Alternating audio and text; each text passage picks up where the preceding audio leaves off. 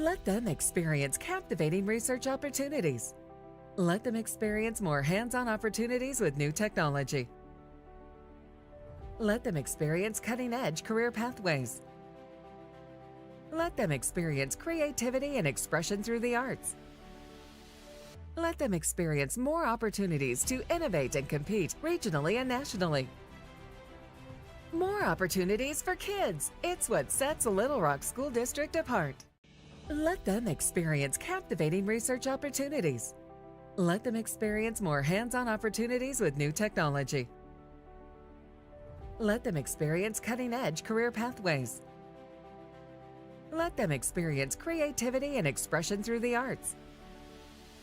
Let them experience more opportunities to innovate and compete regionally and nationally. More opportunities for kids. It's what sets Little Rock School District apart. Let them experience passions through extracurriculars. Let them experience teamwork, discipline, and resilience through sports. Let them experience leadership and service to community. Let them experience on-the-job training through internships and job shadowing.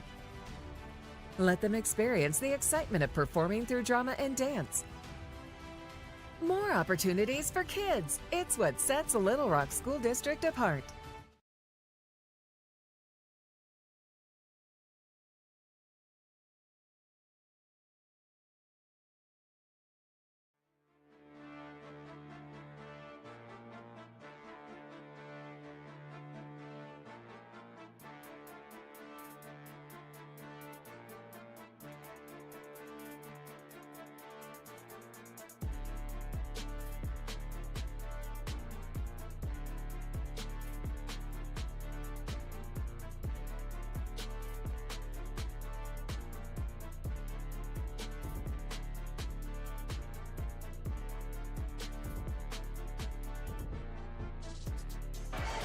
Good evening and welcome to the Tigers Sports Network presented by Natural State Sports.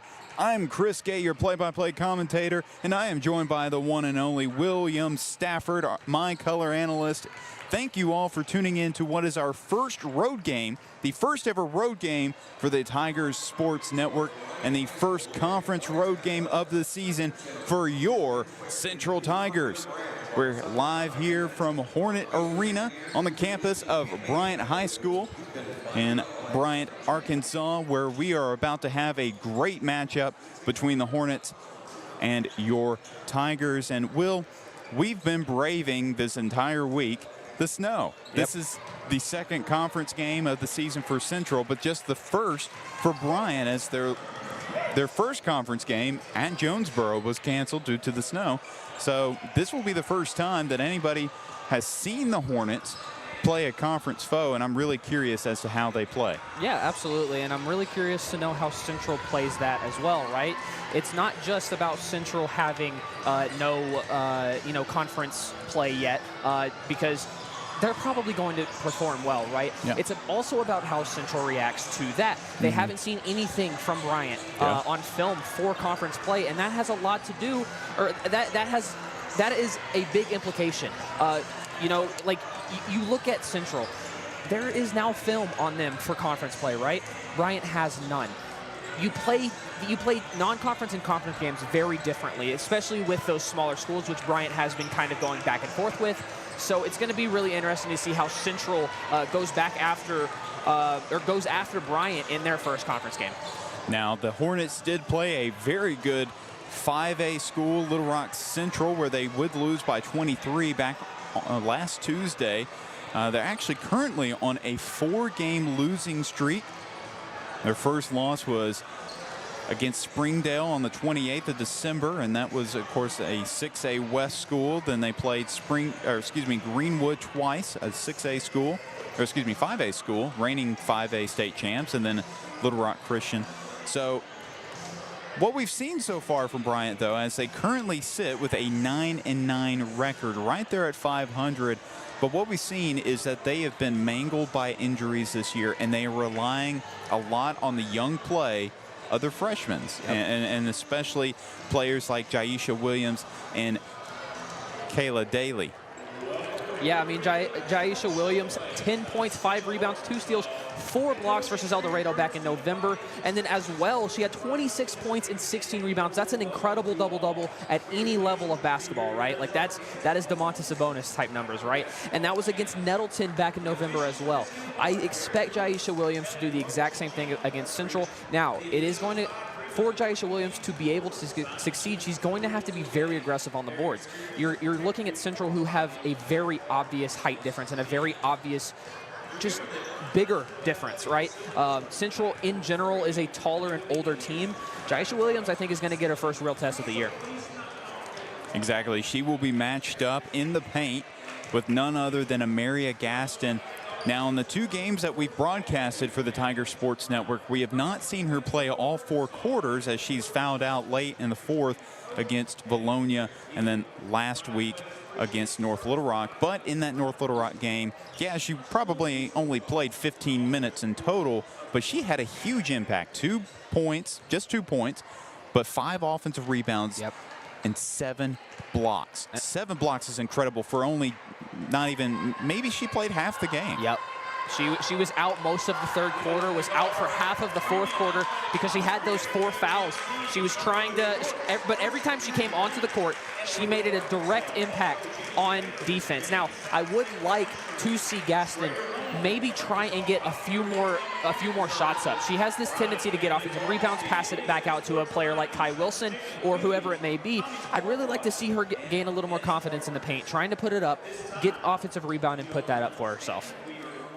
I would fully expect her to have another solid rebounding performance. I know Williams is a great rebounder, but she does give up the height disadvantage. Now, we're about to have the national anthem in just a moment. I believe that the Bryant Hornet Band will be performing. One nation under God, indivisible, with liberty and justice for all. Now for a moment of silence.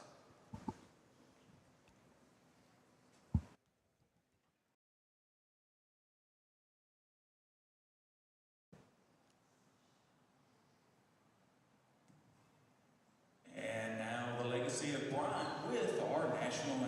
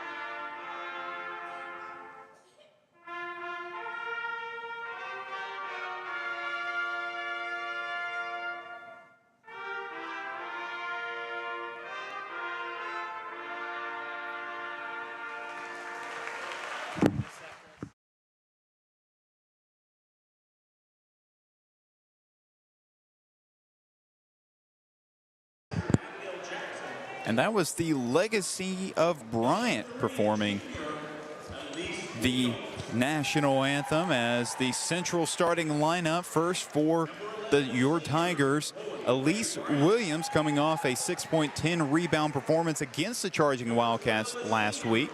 Chloe Ray Brown, the floor general for the Tigers, and Kai Wilson coming off a 13-point, 2 3-pointer performance against North Little Rock. Then Taylor Day Davis and then Amaria Gaston filling out the starting lineup, and we are about to be introduced to the Bryant starting lineup as the lights start to dim here in Hornet Stadium. Excuse me, Hornet Arena. Brooklyn Kuczynski, excuse me, starting at point guard for the Hornets. A 5'10" freshman, number 3. And Jaisha Williams going to be playing in the post for the Hornets. Freshman, number 5. Another great freshman for the Hornets, Kayla Daly. Had multiple games of multiple three-pointers made. Now India Robinson, one of the leaders of this Hornet team. And then Kirsten Daly, the twin sister of Keela Daly, also making the start for the Hornets. We are just about ready to get tipped off here.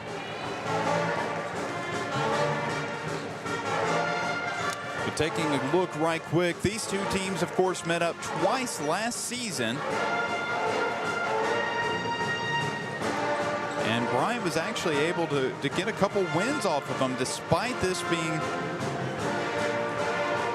Actually, excuse me, they lost to the Tigers twice last season. They're looking for a win tonight to break the cold streak against the Tigers.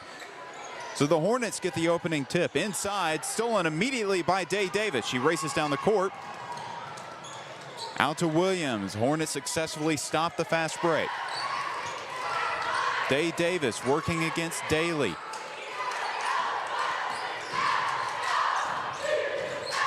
Four seniors start for the Tigers. Only one starting for the Hornets, including a junior and three freshmen. Will, we were talking about this earlier. This is a young Hornet team, but a very experienced Tiger team. Yeah, absolutely. I think what the key to success for Central is going to be, you really don't even need to play through the fast break. You can really just use your size to your advantage, right? You want to try and work it into the paint, just like they just tried to do with Gaston in the paint. Two loose balls there, and it gives Bryant the ball back. But I think that that's going to be the key to success for Central.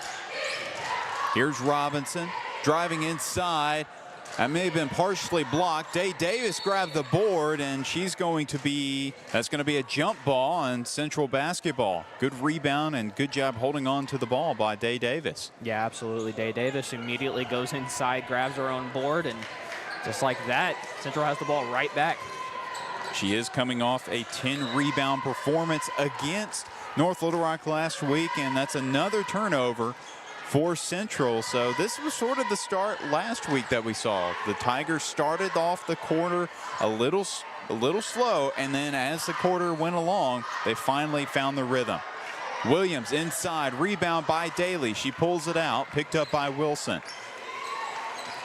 Gave it to her sister, Keela Daly. She's a solid player. Looks inside to Kuzinski. And so the Hornets draw first blood on their home court. And Bryant immediately figured out that zone defense from Central and completely executed perfectly as, again, Central turns it over. That's the third turnover of the game in 4 possessions. Yeah, exactly. Third straight turnover. And the Hornets are actually going to be taking the timeout here. We're going to stay right here. So early 2-0 lead. It's been a bit of a sloppy game. Now, Bryant's just missed a few shots. They've had a couple of turnovers. But Central, the turnover bug has hit them. Yeah, absolutely. And it's hit them for the past couple games, right? It's been so sloppy to start games. And it seems that just Central has to kind of get into it, get into the game, get a little bit warmed up. So far, they haven't hit that. I mean, 3 turnovers in 4 possessions is almost unacceptable. Now, eventually, like I mentioned, they do find their stride, as they were able to against North Little Rock. But, of course, sometimes when you start off slow, you end up playing a close game. And it's, sometimes you want to be able to put teams away pretty early on. And when you start out slow, that's not something that can happen. Here's Williams in the corner, looking for Kuzinski inside, and one for Brooklyn Kuzinski, the junior guard, fouled from behind by Maria Gaston. So the first foul of the game for either team is by Gaston. And that lapse in defense from Day Davis is very, very telling. I mean, so far, that's all Bryant's been able to do, and it's worked every single time. Get an inside pass to Kuzinski, and they've been able to convert both times they've gotten that open. She has all 5 points. Williams out to Day Davis. Kai Wilson, she has a good look and drains it. Kai Wilson, first basket of the game for the Tigers. She had 2 of those last week. And she's going to continue doing that. She's going to be the #1 scoring option for Central. And I do not expect any less out of Kai Wilson. And I asked her last week, I mean, she hit a couple after that slow game against Valonia, and she said she just knew they were going to go in. And Williams turns that ball over after she couldn't corral her miss, and that's going to be Central basketball. Kai Wilson set to throw in. Brown and Williams also there to receive. Williams beats Williams. And that's going to be Bryant basketball. So Jaisha Williams was wrestling for the ball with Elise Williams. And Central just needs to slow down, right? They're being very, very sloppy because of how quick and fast-paced they're trying to play. Kuzinski along the baseline, too strong. Here's Day Davis. She picks up her dribble, gives it to Williams.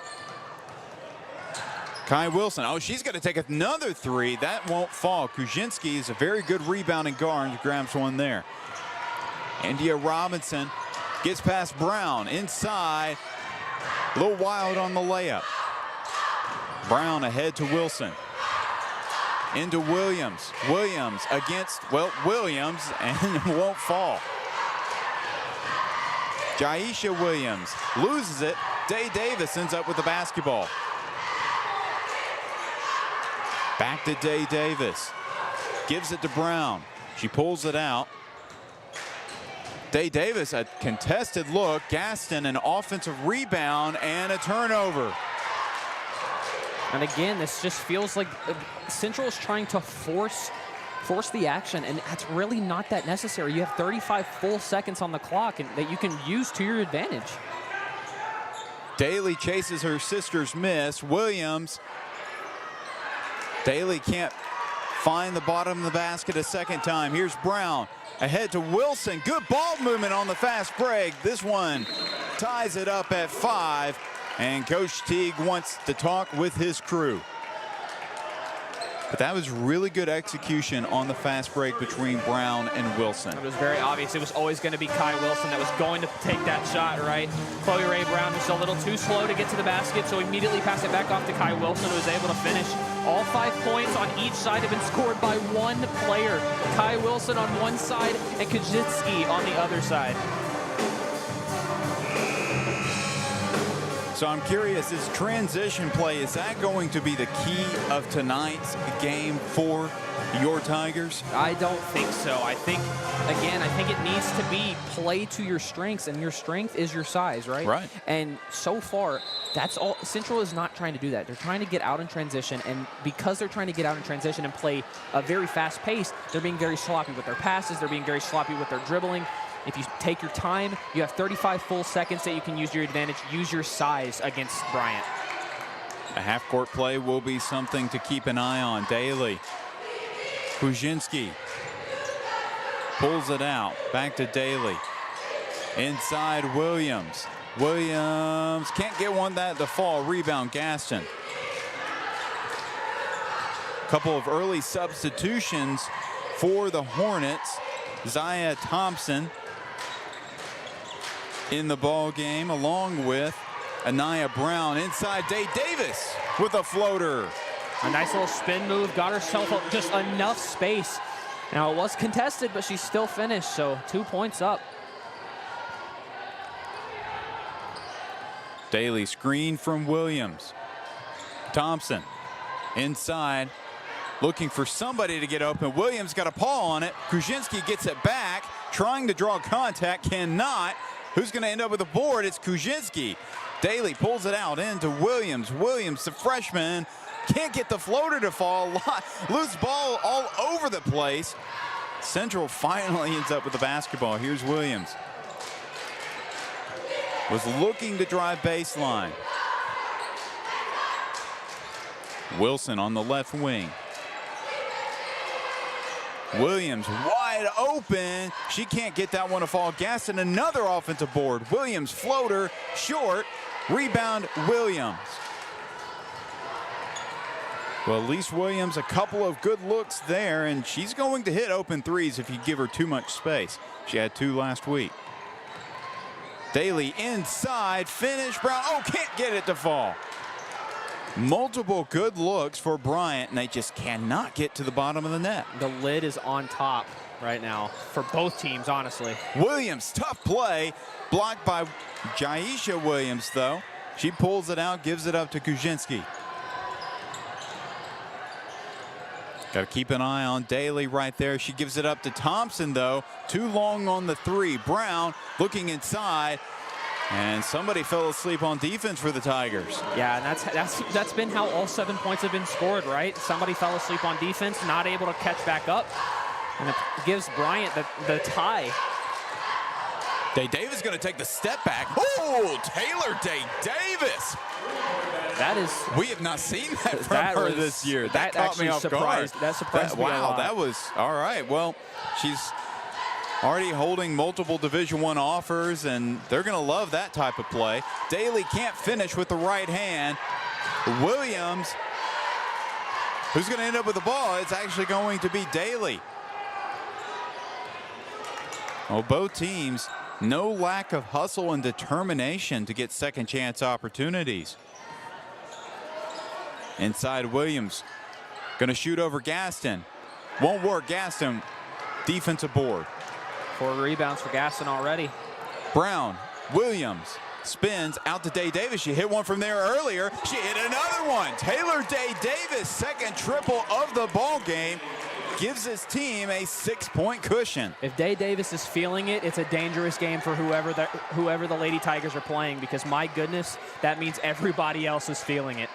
And it looks like Onyango and Montgomery were about to check in, but Coach Williams sent them back to the bench. I think he likes what his crew is doing so far. Daly guarded way outside by Elise Williams. She gets past her, though. It's a floater, won't fall. She's got 2 seconds. Williams got to put it up. Wait, did she get fouled? She got fouled on that 3-point attempt. So Elise Williams will have 3 free throws. She didn't even realize she got fouled. I know. I don't think anybody did except the official. Now, a couple of the officials having a conversation. Let's see who that foul was on. It's going to be on Keela Daly. So she will commit the personal. She was right up in Williams's grill. And now Elise Williams will have a few free throws here.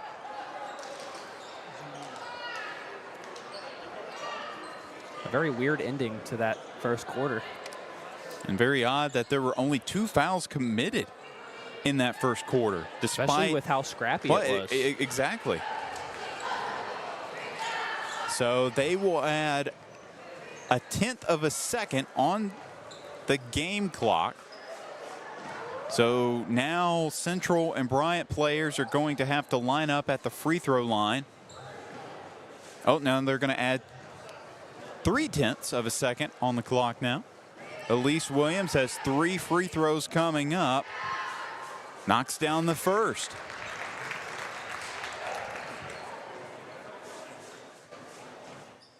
You know, typically fouling a jump shooter is one of the worst fouls you can commit.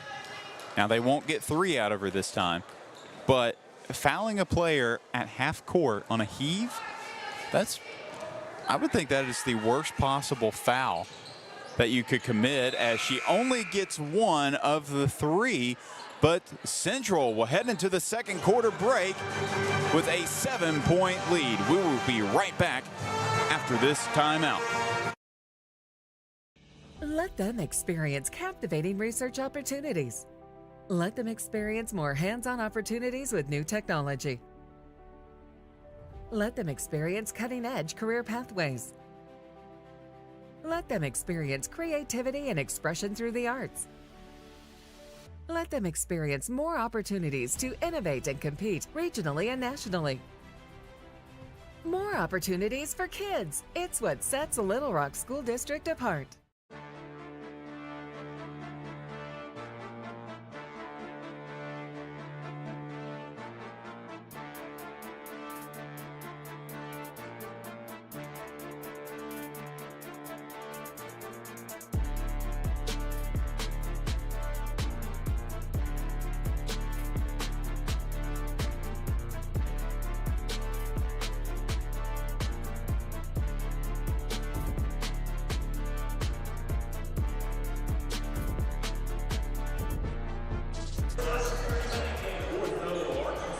And welcome back to the Tiger Sports Network, presented by Natural State Sports.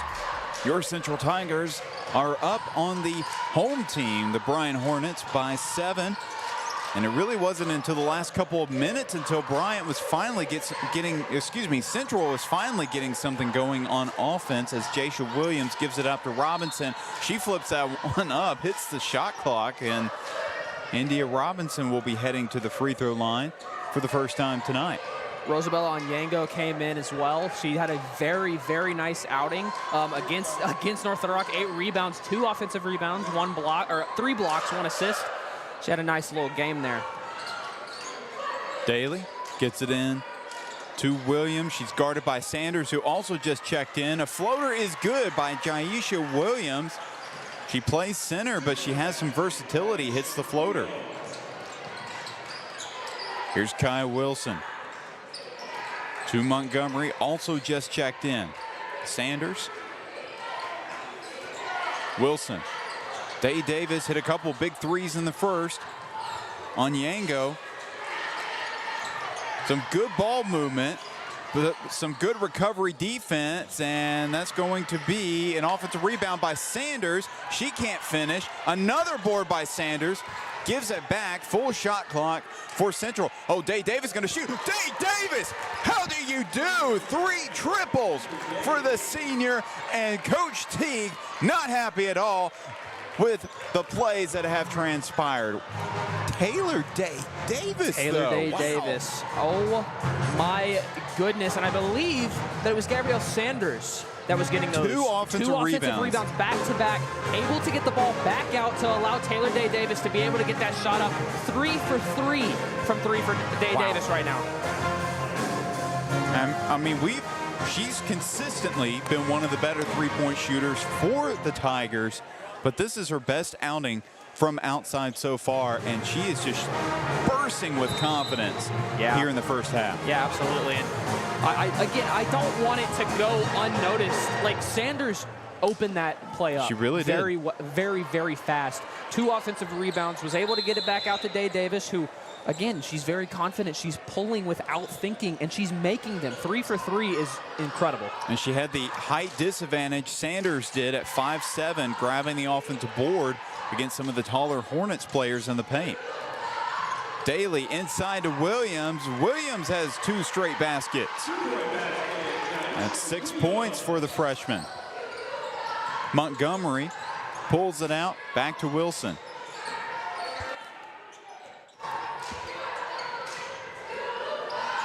Montgomery on the right wing. Screen by Onyango.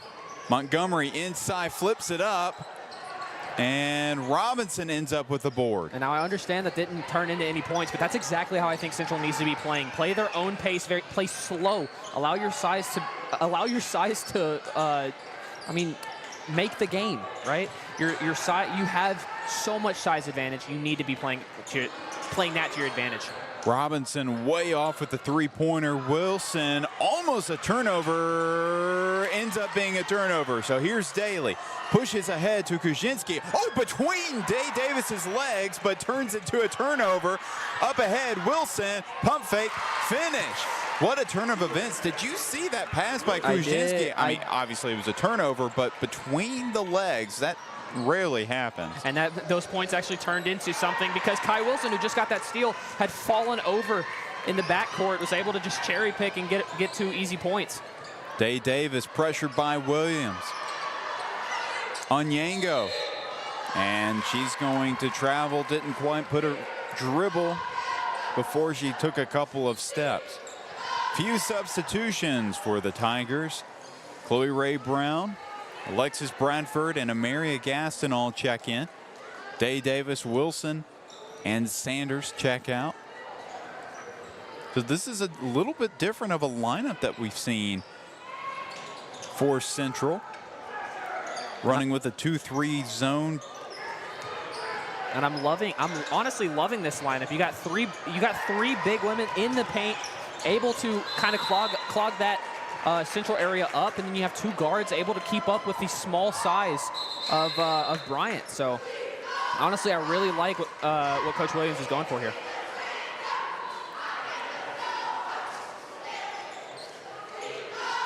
Montgomery will throw in. Bryant showing a press on Yango, who showed some confidence the last couple of weeks with her ball handling. Here's Bradford inside, turnover. Was looking for Gaston. Jaisha Williams picked up by the smaller Brown. Robinson, and that's going to be a travel. And great transition defense by Central, able to catch up very, very fast and turned it into a traveling violation.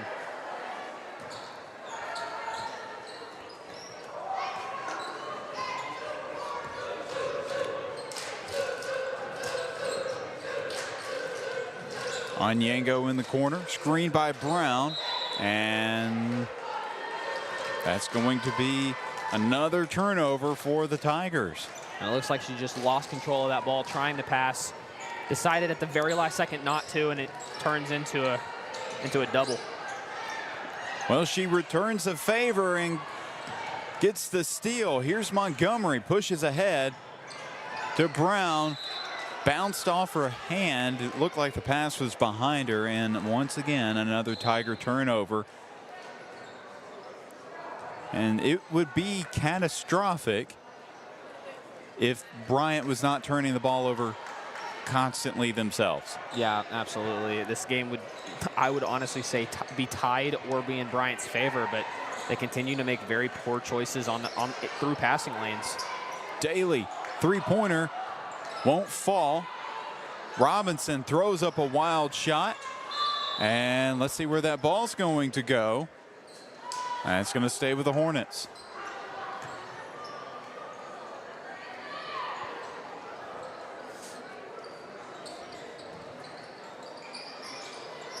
Here's Williams up top to Kirsten Daly. She's going to dial up another one. It's another short jumper. Bradford can't hold on to it. Brown trying to get away, trying to escape. She's got to have some help at some point. Here's Montgomery as they just get across the timeline. Montgomery to Bradford. She's going to take the three. Bradford won't fall. And that will stay with the Tigers. Neither team has scored in just about 3 minutes as both teams make multiple substitutions. Williams and Thompson check out for the Hornets. Kuzinski and Brown check back in. And Taylor Day Davis, Wilson, as Brown's going to dial up a three. That won't fall. But Day Davis just came in. So did Wilson. She had a couple from there last week. Hits another one. Her second three of the game. That's what I was predicting, but it might look like she's going to have a couple more in her arsenal, and apparently the rest of Central will. And that's another turnover by Bryant. Here's Elise Williams. She'll pull it out to Day Davis. Oh, she thought about it, but here's Wilson. Very selfless of Day Davis to not pull that, waiting for the better opportunity. Williams, she's a shooter too. She can't get that one to fall. Perfect place by Guy Wilson. And Coach T, he immediately pointed to Jaisha Williams and said, get back in there. He's got to put his best rebounder back into the ball game, but he wanted another timeout. And there's only 2 timeouts left in the half by Bryant, 4 for Central. But Will, what have you seen so far? Now all of a sudden, and it seems like about a minute, Central is up by 13. They're converting on turnovers. Their points off turnovers have been amazing. They haven't wasted a singular opportunity so far. You know, every once in a while a ball just won't go down, but they are finding the right shots. They're finding the open player. A lot of that has to do with Kai Wilson and Day Davis, right? But it's not just them. Every player on this team is finding the open outlet pass in order to get an open shot. This game is a very different game if Central is not converting on these turnovers, because again, Bryant is turning the ball over at such an insane rate. Central had to at some point start converting, and here they are, 24-11. Well, something had to give, as you mentioned, and it was either going to be them or Bryant because both teams were having problems with turnovers. And here's another turnover. Brown gets on the board for the first time tonight with an easy two-pointer off the fast break. And a very well-played and a well-placed steal from Chloe Ray Brown. She was able to jump that passing lane very, very fast. I wouldn't even call that a Bryant turnover. I just call that a defensive masterclass by Chloe Ray Brown. Williams inside. Tough move by Jaisha Williams. Took it upon herself. Seemingly went all across the court just to get that bucket to fall. Here's Day Davis. Kai Wilson inside. Day Davis. Uncontested look for Taylor Day Davis. She's got 11. Yeah, she's got 11. First double-digit score tonight. Well, Kai Wilson, I believe, has 10. So 2 in double digits. I mean, Central is really flowing here. Outside, Daly, another 3 from the same left wing. Cannot get that one to fall again. Brown. Day Davis. Oh, she hit her other 3 threes from there, but she couldn't get that one to fall. First miss from outside tonight. Smiling down the court. She wanted it, and I would have freaked out if she got it. That would have been her 4th made triple of the game if she did get that one to fall. Here's Daly. Dribbling. Williams. Pump fake. Can't get the mid-range shot to fall. Day Davis, another rebound. Brown. Out to Wilson. Wilson looking for a third made 3. Yes, she does. Kai Wilson, Taylor Day Davis cannot stop missing. And guess what? Coach Teague wants another timeout to talk some things over with his crew. And it's pretty clear Central starting to break away. Yeah, I mean, but you also have to look at it like this, right? I mean, you have Kai Wilson at 15 points, right? And then you have Day Davis at 13. That is over half of the points for, or actually it's almost all of the points for Central. 31 points. If you can't do math, 15 plus 13 is 28. 28 points scored by 2 players for Central. So feed the hot hand if you're Central, and if you're Bryant, you have to figure out how to close those lanes. Now, I will say Kai Wilson did get a pretty easy shot. She had the height advantage, was able to get that over the defender, but you do have to find ways. I mean, you might have to, if you're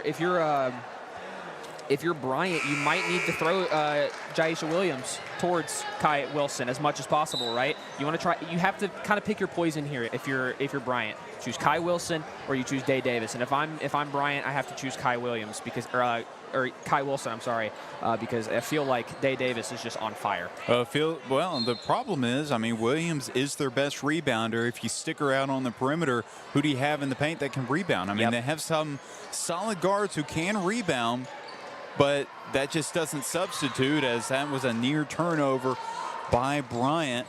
The hits keep on coming. It was about an 8-2 run since the last time out. And with 23 seconds left to go in the first half, and Gaston playing with active hands. She just has a nose for the basketball on defense. She does. Of course, 7 blocks last week and a couple of steals, but multiple deflections, especially when trying to throw off the inbound. And the block by Gaston, speaking of which. Yeah, I mean, I'm a little confused at what Bryant's trying to do here, trying to play in the paint, and it hasn't really been working at all unless you're passing out to Kaczynski or Williams. Now that will be a foul on Gaston. That will be her second personal. India Robinson heads to the free throw line for the first time, where she connects on her first. India Robinson. Multiple college offers for the senior, and she gets to the free throw line a lot for the Hornets. In all the games that I've watched that they have played, it seems like she gets to the line 2 or 3 times in that night. Wilson back to Williams. They're going to let some clock drain, but they need to go ahead and go now with 5 seconds. Williams guarded by Daly to the corner. Wilson, 3 ball, can't get it to fall. But Central with a 31-14 lead against the hometown Hornets. A big lead in enemy territory. Let's see if they can continue it after the break.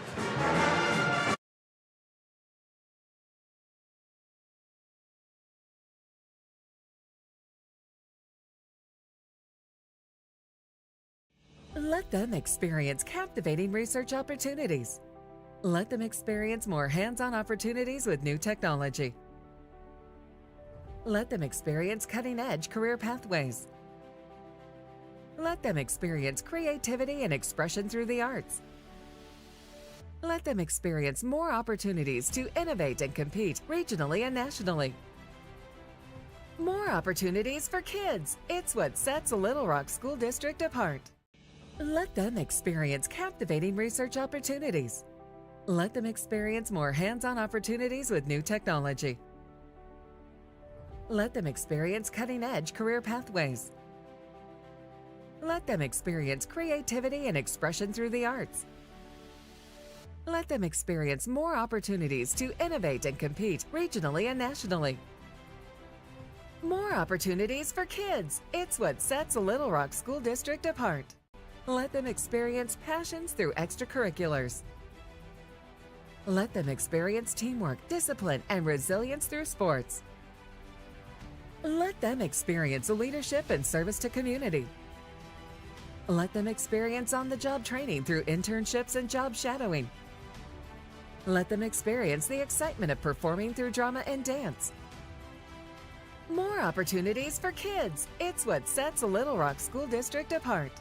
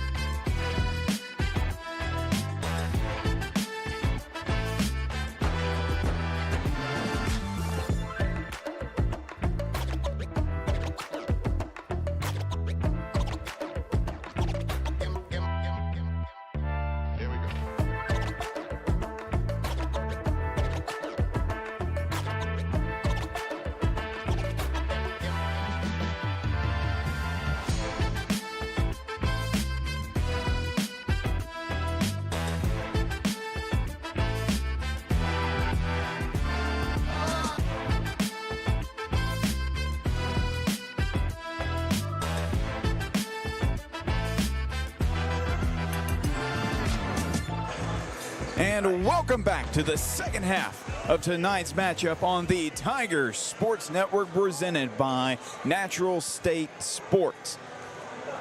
Your Lady Central Tigers are up 31-14 against the hometown Bryant Hornets. And Will, we have seen a dominant outside shooting performance from both Kai Wilson and Taylor Day Davis. 6 3-pointers between the both of them, right? 3 3-pointers for Day Davis, 3 3-pointers for Kai Wilson. This is one of the best shooting nights we've seen so far on the Tiger Sports Network, right? I mean, this is an absolutely insane shooting performance. And not only that, again, we talked a little bit about it before we went to half. They're converting on turnovers. Bryant is very turnover prone right now, and Central, is converting on those. And obviously it's been Kai Wilson and a Day Davis show, but a lot of these have been set up because of those turnovers that the rest of Central is making. So this has been really an all-around effort, both on defense and offense. Now, again, offense, it's been carried by 2 players, but still very, very impressive all around for Central. As you mentioned, 28 combined points for Wilson and Day Davis, makes up well over 90% of the scoring production for the Tigers so far. The other scoring, 1 point coming from Elise Williams on a free throw, and then 2 points on an open layup from Chloe Ray Brown. And not a lot of scoring obviously for Bryant. 8 points have come from Jaisha Williams, though, so only 9 points coming from the starters, as India Robinson also had a made free throw. We'll see if they can turn some things around, but Kai Wilson, she's going to take another triple. Does not get that one to fall. I think they probably could have taken a little more time there, but I mean, if I'm Kai Wilson, I'm taking that too, to be honest. Actually, a new starter for the second half. A couple different players are starting the second half for the first time. Izzy Terry, who went in for the layup, doesn't get it to fall, but Kayla Daly, who started the ball game early on, she's got her first points of the night. But Izzy Terry and Anaya Brown both starting the second half in place of Kuzinski. Inside Williams, she's hacked, and she will be heading to the free throw line. You can kind of tell that Central kind of figured out in the first quarter specifically that transition offense, very fast-paced offense, is not going to work against this Bryant team, right? They're very small, they're agile, they're going to be able to jump passing lanes very easily. So it looks like Coach Marlon Williams was able to figure that out and say, okay, let's slow down, play in the half court, don't play in the full court. And so far, it's worked to a dream. Aaliyah Allen, junior forward, checks into the ball game for the Hornets. Rebound by Williams. A near turnover for the Hornets, and here's Williams. She gets it back. Daly to Terry. Terry looking for somebody to move. Daly cuts inside to her sister. Back to her other sister, and Daly, the two Daly sisters, playing seemingly by themselves. A three-pointer won't fall. Inside Williams, Jaisha Williams with a putback bucket for the Hornets. Now, this has been a recurring theme in this game where Central has this zone defense, and it's working, right? But in the times that it hasn't, it's because too many players are crashing the paint, right? When it comes to a zone, you need to be playing in your zone. That's the point in the name, right? Central needs to be able to not feel, they don't need to centralize to one spot on a shot. They need to be able to stick in their areas and stay there. That's why a lot of these open shots are coming for Bryant. Rosabella Onyango checks into the ball game for Gaston. And a turnover. Daly. Oh, she really thought about pulling up for the three. Definitely could have. Here's Williams. Looking to pass now. Daly thought about another triple. Outside to Terry. She's wide open for three off the back iron. Wilson back to Brown. Brown pump fakes outside. Day Davis, can she keep her hot shooting going? Cannot. Onyango inside, double dribble. Lost her balance initially after grabbing the rebound, and that will be another Central turnover.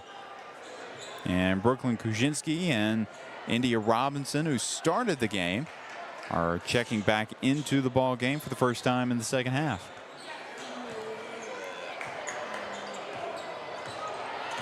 So the original starters for Bryant in the ball game now. Here's Williams to Robinson. And missed a wide open Kaczynski in the paint. Daly with the left hand, can't finish. Williams off the putback attempt will be heading and shooting some free throws.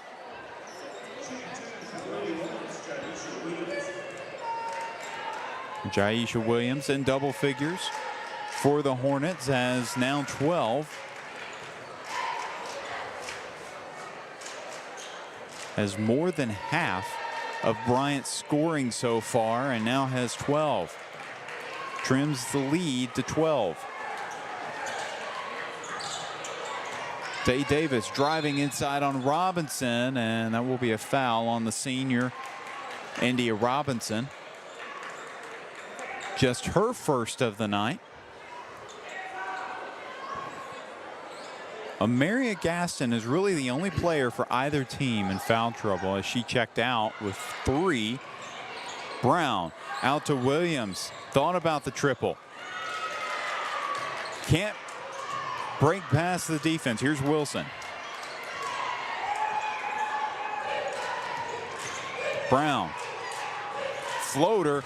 Got that one up and good. Chloe Ray Brown, just her second bucket of the night. What a shot by Chloe Ray Brown. That was almost very close to a circus shot there. That was a very well played, I mean, that's shooter's touch, if you ask me.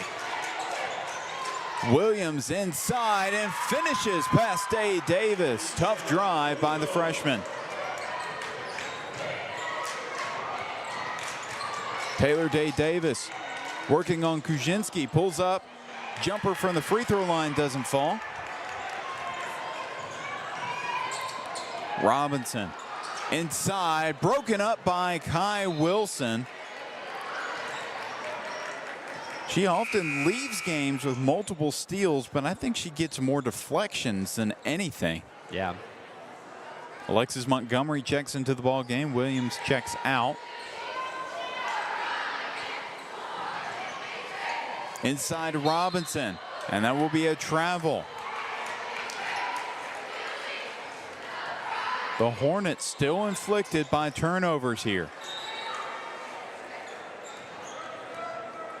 Oh, and we're going to have a timeout. All right, Coach Williams wants to talk some things over. First timeout called in the second half, but we will stay right here. So 34-23 is your score with 4:06 remaining in the third quarter.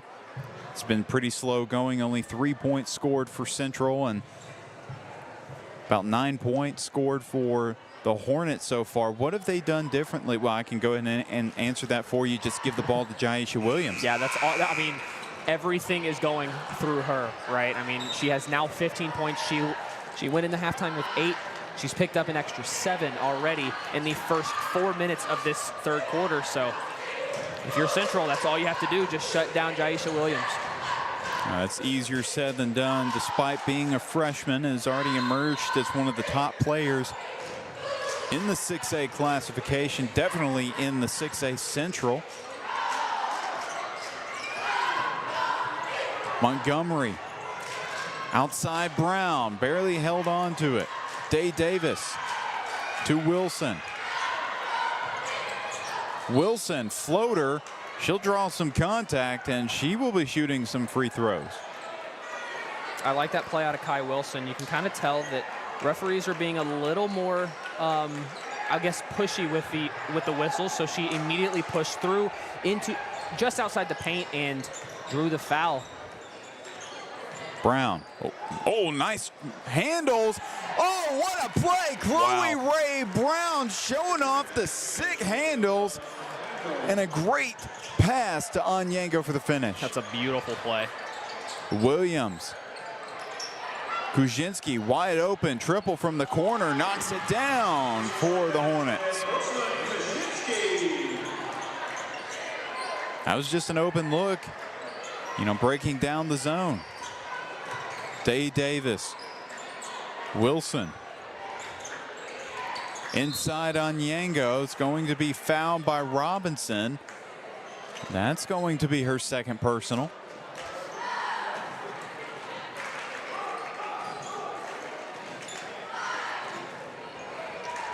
Robinson will check out. Zaya Thompson come back into the ball game.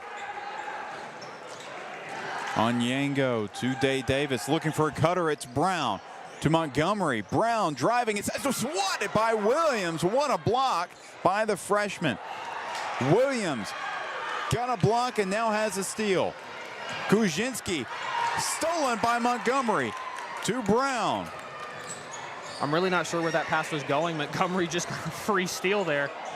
Wilson, that one swatted again by the freshman. What a defensive performance she's had the last couple of possessions. Jaisha Williams has her name all over this game very, very fast. And in just a few seconds, Zaya Thompson checks back out. And India Robinson checks back in. Onyango, good catch. A little miscommunication between Brown and Montgomery. And Brown, that ball was too high, and that's going to be another Tiger turnover.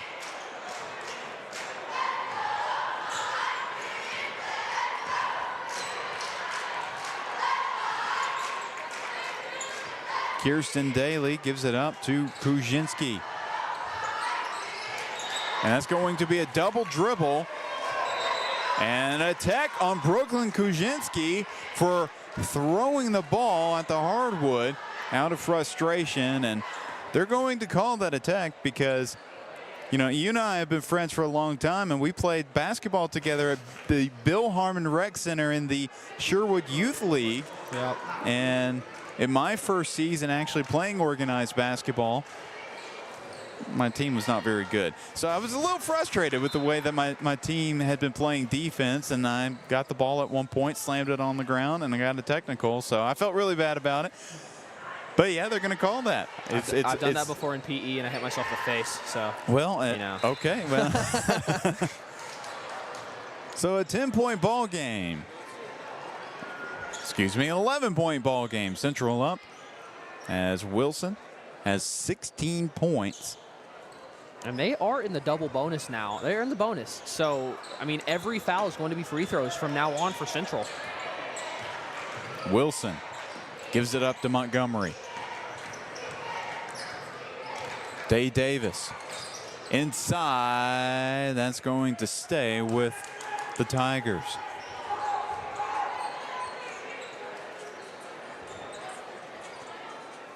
Wilson throws it in to Day Davis. Montgomery. Day Davis would love to see her get going in the second half. Here's Wilson. Oh, she's going to pull a deep triple. Rims in and out. Kirsten Daly with the rebound. It was honestly a really good look for Kai Wilson. It just happened to not fall. I'd love to see her shoot that more. Keila Daly driving inside with the right hand, finishes over on Onyango. Hard to believe she's just a freshman with the pace of play that she plays with. Montgomery, Sanders, deep two, and that's a little long. Robinson. Oh, she, I think, thought about the deep three-pointer for just a moment. Inside, Daly was open, but Onyango using her long wingspan to get a hand on the ball. Now a single-digit lead. 16, the highest being 16, and now suddenly it's a 9-point game. Wilson with the steal off the inbound. Got to get it into somebody. Here's Onyango. To Sanders. Sanders trying to get it back to Onyango. Montgomery up top. Kai Wilson's going to let a little bit of clock drain here as they set up the offense. And Kirsten Daly's got the steal. Daly uncontested and finishes. 7-point ball game. Wilson, that pass was tipped. Another turnover, another steal. Williams driving floater. That might have been blocked, but it doesn't matter as Onyango will pick up the personal. 32.3 left to play in this third quarter, and Bryant slowly but surely trimming this Central lead down. It's going to stay at 7 for the time being. She's got another free throw coming up. A 16 to what I believe is 6 third quarter for Bryant. And then now a 17-6 third quarter for Bryant. You got to wonder what Coach Teague had to say to his crew. I'm sure he maybe wasn't all kind words talking about their effort, because their effort is so much better in this quarter. As I believe it's going, it's going to be Zaya Thompson picking up her first personal.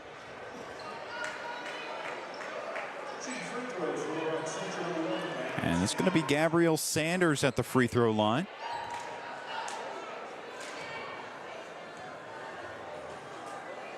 Sanders, her first point of the night.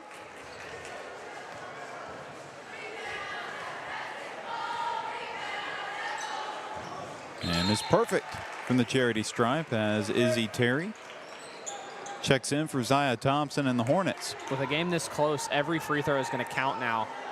It's going to really, these free throws can change the pace of the game and change the outcome very, very easily. Daly gets past, and Day Davis, what a block. She's got to get it to somebody. Almost a steal and turnover for Bryant. Just 1.7 left to play in the quarter. They'll just let the clock drain down. Montgomery not going to do anything too crazy with it here. I think the clock might have actually started a little bit late, but doesn't matter. Quarter ends, and Bryant clawing its way back from a 16-point deficit, now just down by 8. We'll be back in just a moment with, or actually we're going to stay right here. Look, final 8 minutes of the game. Typically, if you think about it from a professional setting as far as basketball goes, you know, a typical pro basketball quarter's 12 minutes. Your first maybe 6 minutes aren't really all that exciting as, you know, your final 6. But in high school, you only have 8 minutes to work with in a quarter. So if you want to make that comeback, you do it right away. Yeah. But if you want to hold on to it, you don't really have a lot of time to work with. No, you don't. And I think the biggest difference in that quarter for Central specifically was they weren't fighting the full court press near as well as they were in the first half.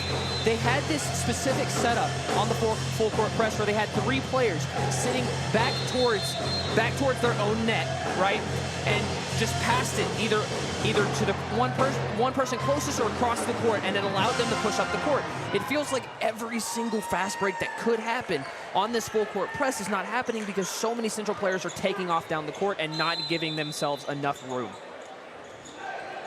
Keela Daly handles for the Hornets. Picked up by Brown. Now here's Terry on the right side. Daly looking for a screen from Williams. Driving inside. Can't finish, but will be heading to the free throw line. Daly started waking up in that third quarter there.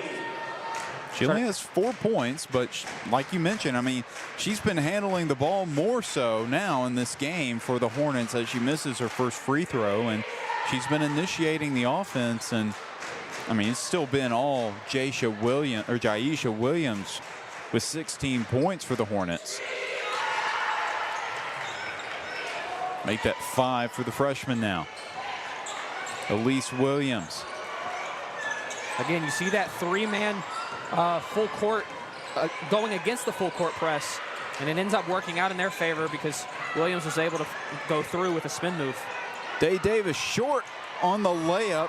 Wilson was pushed out of the way, but Robinson ends up controlling the basketball.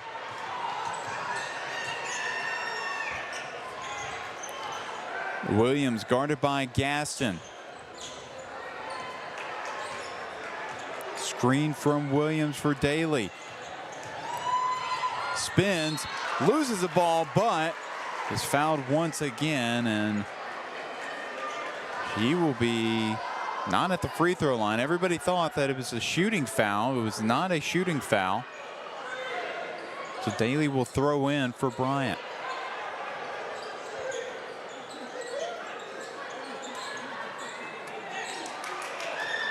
Daly took forever to get that ball in. Mr. Sister, who was wide open. Terry misses a long one. And Wilson fouled by Keila Daly. That will be her third personal. So really the only Hornet that's even close to being in foul trouble, as we have 6:55 remaining in the fourth quarter. Williams racing up the floor. Bounce pass to Day Davis, and she's going to be heading to the free throw line. And Williams, Elise Williams, is the answer, it seems like, for Marlon Williams to get through that press defense. It's something I'm going to continue talking about because the full court press was not working in the first half, and suddenly it is. And Elise Williams is fast enough and has the handles to be able to get through that full court press. And so far, it's working to a charm. Day Davis knocks down her first. Misses the second. Gaston, a near offensive rebound, but controlled by Williams. And she's limping a little bit, Gaston is. Here's Williams up ahead to Wilson. Passed up an open layup. Now she's got an open look from three, and wow. She got it. All right. You'll take 3 over 2, I guess. That'll drive a coach mad sometimes, but now the lead extends to 11, and Jaisha Williams inside for 2. And Jaisha Williams immediately attacked Gaston, who she knew was in foul trouble, and it ends up working out in her favor. Wilson has 4 3-pointers in this game. Brown, Wilson, oh, she's open. She got it. Woo. Kai Wilson, 5th triple. Kai Wilson with 22 points now. An absolute hooper in this game, and in general a hooper. Daly, nobody there in the paint. And you talk about driving a coach mad. That'll drive a coach mad as Day Davis has a nice move. Day Davis, killer basketball right now. This is what you expect for a fourth quarter. You start the game really slow and you start working your way up through the quarters. Jaisha Williams trying her luck from outside. Can't get it to fall. Here's Brown. I imagine they're going to continue to push the pace, and doesn't work in their favor that time. Turnover. Basketball goes to Bryant. It was a good idea from Chloe Ray Brown. Had Elise Williams open in the paint. She had a really good cut down the baseline. Ball just isn't quite accurate enough. I think the Hornets are going to need some outside shots from Keila Daly to get back into this ball game. What was once a promising deficit for Bryant, now not looking so good. Robinson, that's another traveling violation for the senior, as Rosabella Onyango is going to check in for Gaston. And I like that substitution a lot. Gaston's played very well in this game, but Bryant's not going to be able to attack Onyango quite as well just because she's not in foul trouble. Onyango, no fouls in this game. Actually, excuse me, just 1 foul in this game versus 3 from Gaston. Wilson out to Day Davis for 3. Can't get it to fall. Williams, and she got her first field goal of the night. 3 points for the junior guard. And it does feel like this fourth quarter has belonged to Central. Something happened in that huddle between quarters, and they have now gone out on a very good 12-4 run. Robinson, that one's blocked by Williams. Thompson diving to the floor, and that's going to be a personal foul. I believe it will be on Bryant.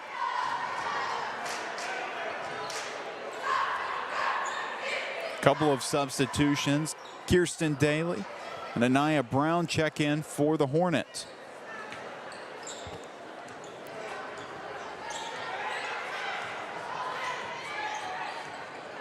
(50-36) is your score with just a few minutes left to play in the fourth quarter. Day Davis, step back, three-pointer, short. Rebound by Daly. Picked up by Brown.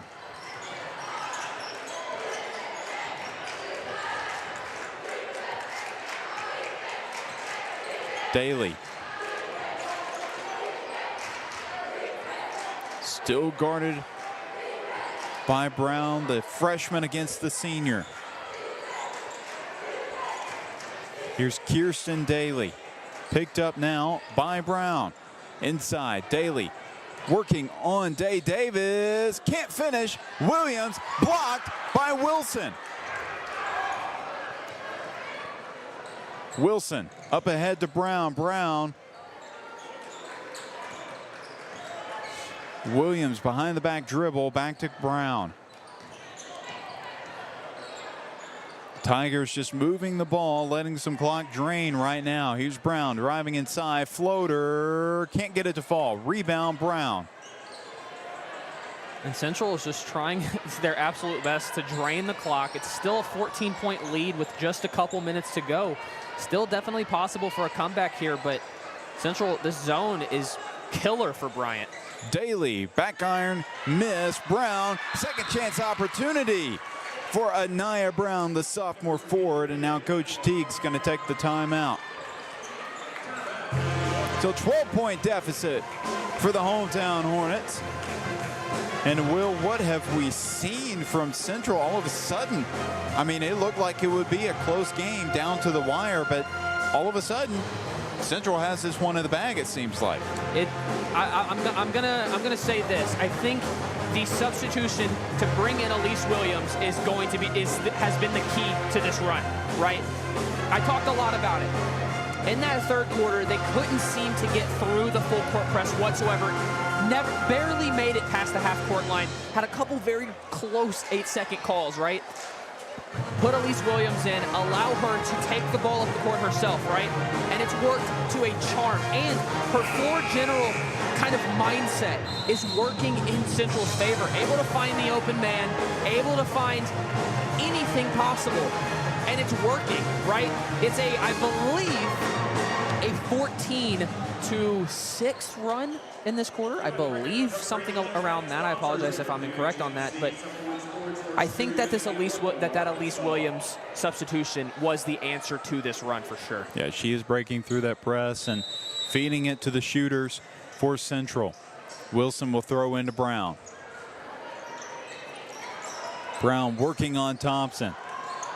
Gets past the press single-handedly.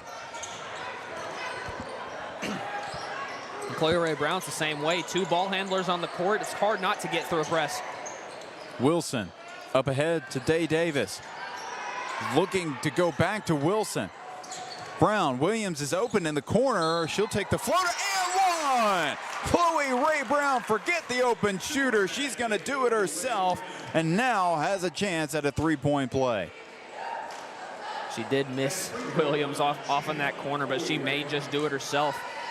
It sure does. 3 points the old-fashioned way from Chloe Ray Brown, the Baptist prep transfer. Keela Daly bringing up the floor. 2 minutes left to play in this ball game. Kirsten Daly thought about the three. Inside, Brown can't hold on to the basketball. Gets it back, but Chloe Ray Brown, a scrum for the ball, and ends up in the Central's favor.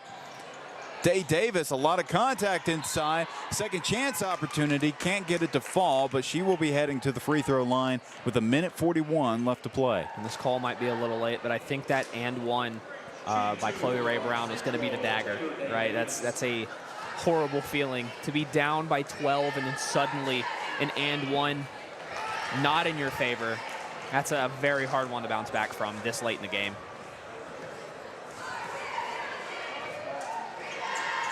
And Day Davis knocks down both free throws for the Tigers. 55-38 is the lead, a 27-point lead so far. That is incorrect. I'm sorry. I was a communications major in college, not a math major.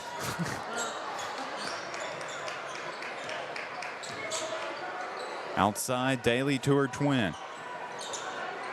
Robinson looking inside Brown, and that one is off. She'll head to the free throw line. I would like to point out on the Bryant side, we have not seen Kaczynski since that technical foul. She's been on the bench the entire time. Might be just a disciplinary thing, say. Well, Keila Daly has been handling the floor general responsibilities, and she's done a solid job so far as Brown knocks down the free throw off the glass.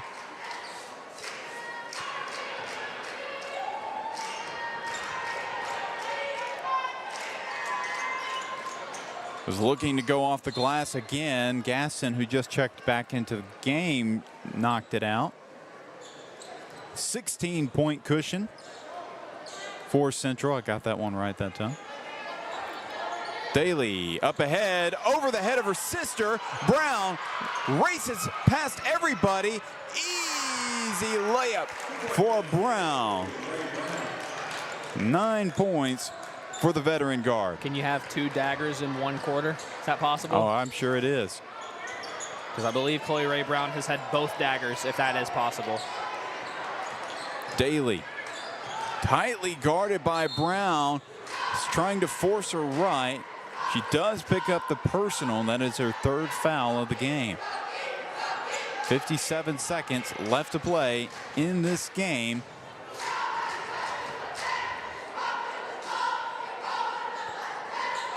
Daly open in the corner for a second. She's going to step back, take the 3. I think that one was blocked by Wilson. Offensive rebound won't fall for Robinson, and it will still be Bryant basketball as Gaston could not hold on to the basketball.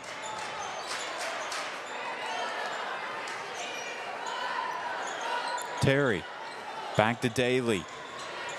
And Brown, easy turnover for the guard.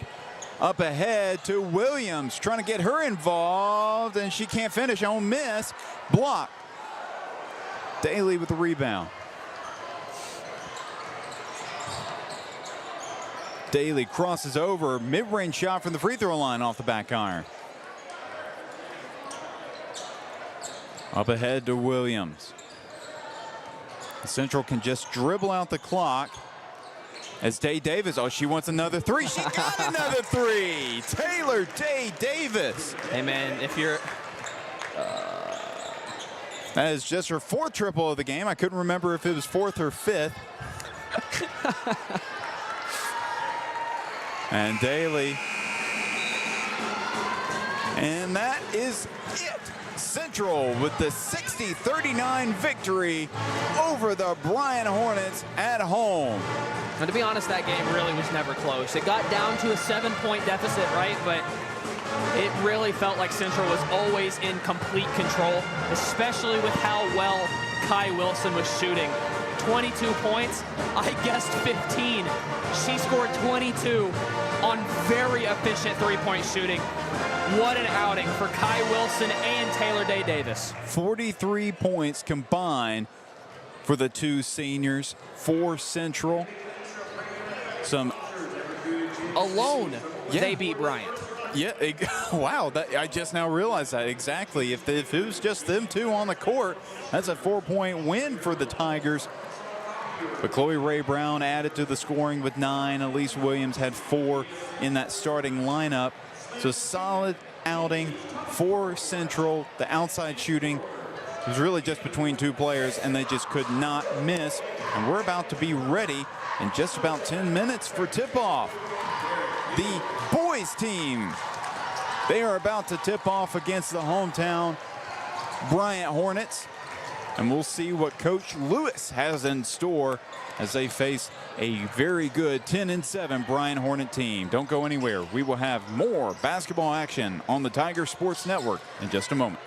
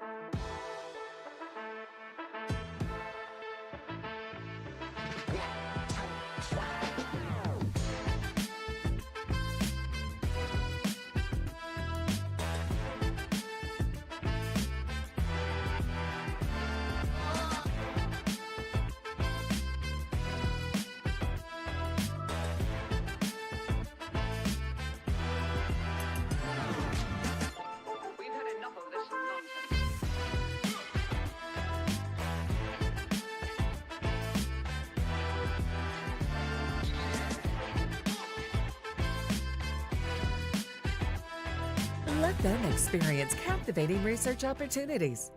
Let them experience more hands-on opportunities with new technology. Let them experience cutting-edge career pathways. Let them experience creativity and expression through the arts. Let them experience more opportunities to innovate and compete regionally and nationally. More opportunities for kids. It's what sets Little Rock School District apart. Let them experience captivating research opportunities. Let them experience more hands-on opportunities with new technology. Let them experience cutting-edge career pathways. Let them experience creativity and expression through the arts. Let them experience more opportunities to innovate and compete regionally and nationally. More opportunities for kids. It's what sets Little Rock School District apart.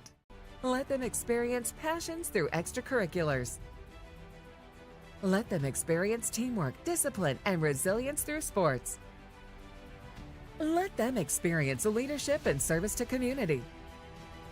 Let them experience on-the-job training through internships and job shadowing. Let them experience the excitement of performing through drama and dance. More opportunities for kids. It's what sets Little Rock School District apart.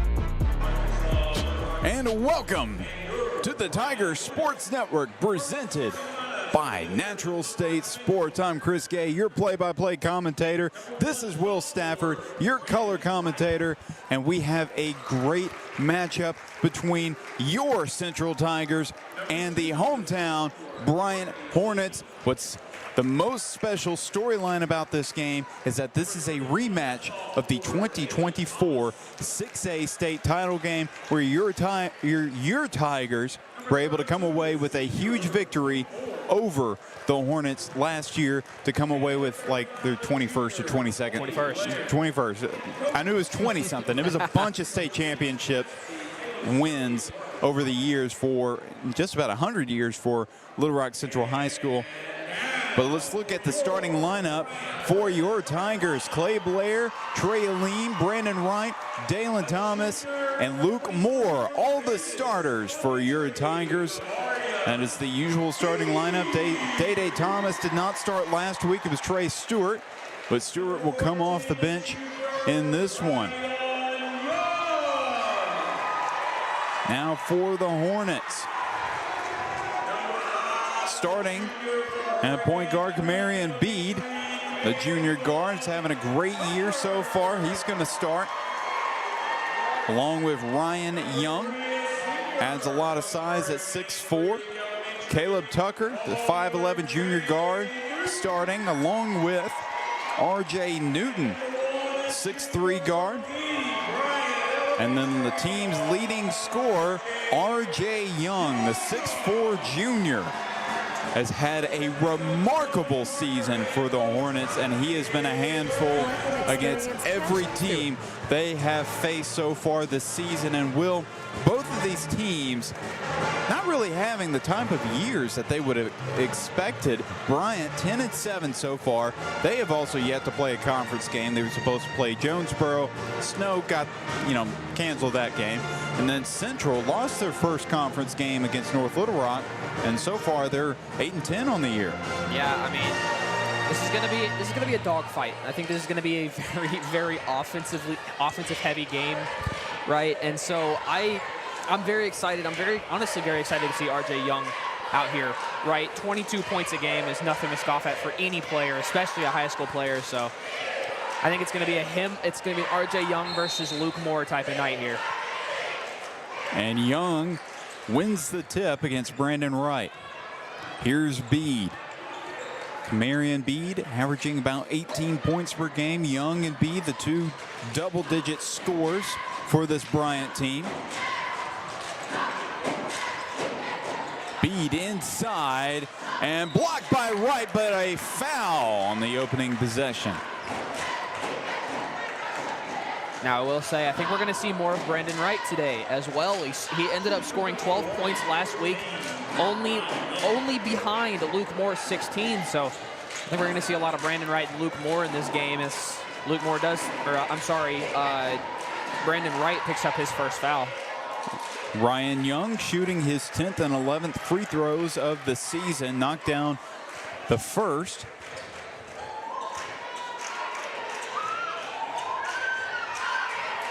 We're shooting at a 56% clip coming into the game, and is perfect. Luke Moore looking to throw in, gets it to Blair. Picked up full court by Young. Loses it. He got it back, but there is a foul. Let's see who they're going to call it on. I actually didn't see who they were going to call it on. Maybe it was not a foul. Did not see an official looking towards the scorer's table. Blair playing with some aggression, and he's going to get to the free throw line. It's not very surprising. Clay Blair, a very aggressive player, a very good three-point shooter as well. Very streaky. Hits one shot, he'll hit another couple, right? So trying to wake up very early in this game. Ryan Young picks up the foul.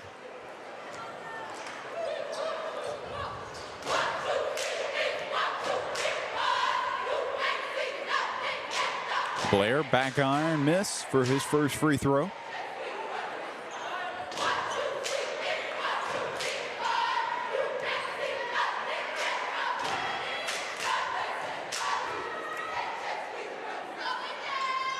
Back iron once again.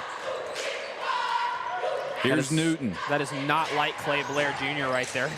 Very rarely misses a free throw. Newton, the lefty, open three off the front of the rim. Well, the student section here at Hornet Arena is starting to pack up now. Luke Moore looking for Wright, tapped out by Young.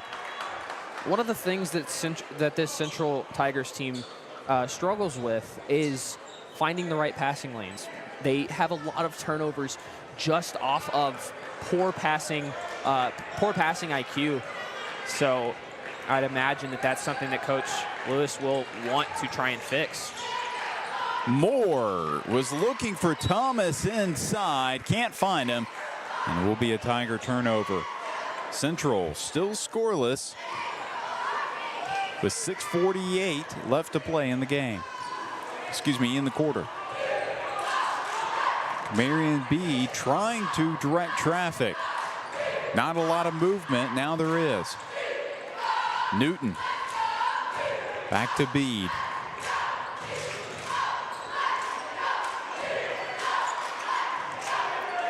Newton, the senior, gives it back to Bede. There's really not a lot of movement until now. Bede inside, and it's going to be a travel. by the junior. Clay Blair playing with a lot of energy. Immediately went to pat Luke Moore on the chest. Really liking it out of Clay Blair. If his confidence is up, it's going to be dangerous. Trey Aleem, guarded by Tucker. Screen from Thomas. Aleem, pull up, mid-range, got it. First points of the game for the Tigers, courtesy of Trey Aleem. That pull-up jumper mid-range from Trey Aleem is absolutely deadly. He loves that pull-up shot just beyond the free throw line. Tucker, three-pointer, way off. Thomas secures the board. Aleem to right, three-pointer, corner, good. Brandon Wright, his first points of the game are from outside. Ryan Young couldn't hold on to it initially. Here's RJ Young. Can't make the three. Here's Blair. Blair is deadly when he has it going on offense. Has yet to score so far. Right inside, can't finish. Bede. Oh, he'll pull up. Transition three-pointer won't fall. Young looked like a travel. No call. Tucker inside, finishes over Thomas. I have no idea how they ended up with that. He was falling down and somehow came up with the rebound. Blair picked up by Newton. Thomas gives it back to Blair. Blair lost it. Bede up ahead, Young. It was not a great pass, and that's going to be a timeout for Central. So the Tigers with a 1-point lead with 4:29 left to play in the first quarter. Not a lot of shots going down for either team, but of course, the multiple turnovers for both squads. Yeah, that's going to change, though. I have a feeling. I mean, Brandon Wright hits his first three-point attempt. I mean, Clay Blair's playing very aggressively. I think Central's going to come out of this 30-second timeout with a little more energy than they already have.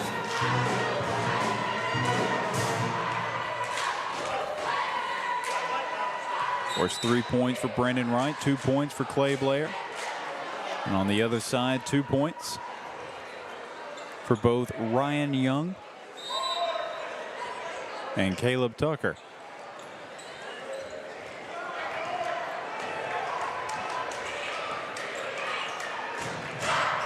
Both teams still with their starters in.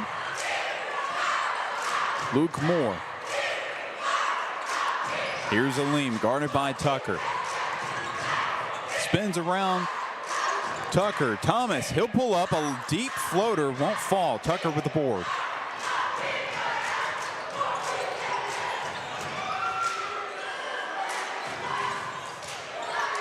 Here's Young. Newton. Bede. Some good passing by the Hornets. But not a lot of movement until now. Bede inside, loses it. Here's Aleem. Aleem, fast break.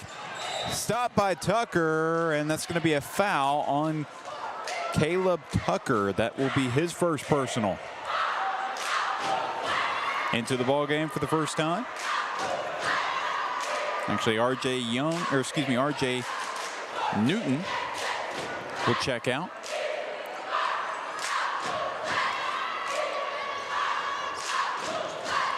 Get it into Luke Moore. Moore driving and finishes with the left. His first points of the game. You knew sooner or later he was going to find the bottom of the net. Yeah, absolutely. I mean, him and Brandon Wright, I think, are going to be probably our 2 leading scorers in this game. That three-pointer is way off. Here's Aleem. Moore. Looking to get going here. Pulls it back. Screen. It's going to be a deep 2 fadeaway. That one short. Blair Blair, oh, he loves that three-pointer from the wing. Can't get it to fall. Thomas inside. Thomas, first points of the game for the big man. I like that aggression from Thomas. You don't see him on the boards very often. You normally see him kind of playing off ball back towards the free throw line, but grabs that rebound and is immediately able to put it right back up. Marion beat. He was open for a second inside. Here's Tucker.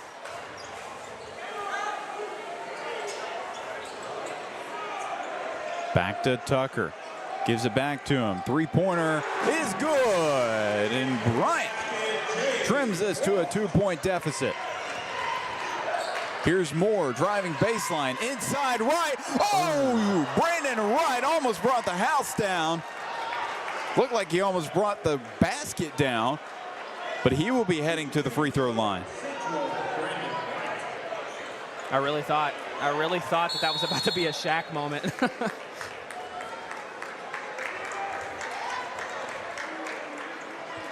And there's going to be a bench warning for Bryant. I'm not sure why that was. It could have been directed towards head coach Mike Abrahamson, who is in his 15th season as the head coach for the Hornets. A couple of substitutions checking in for Bryant, actually for both teams. For Bryant, Tim Johnson checks in.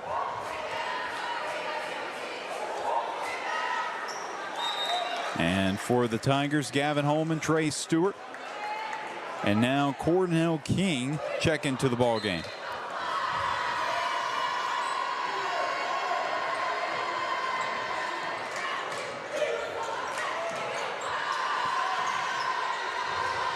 Tucker.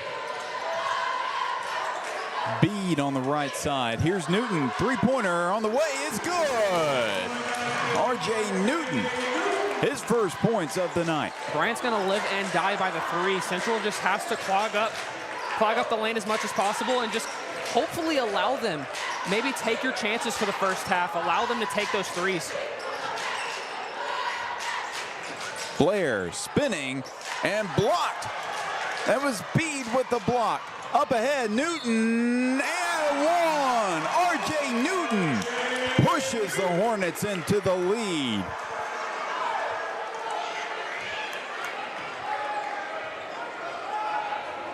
Shooting one for the Hornets. 3, R.J. Newton.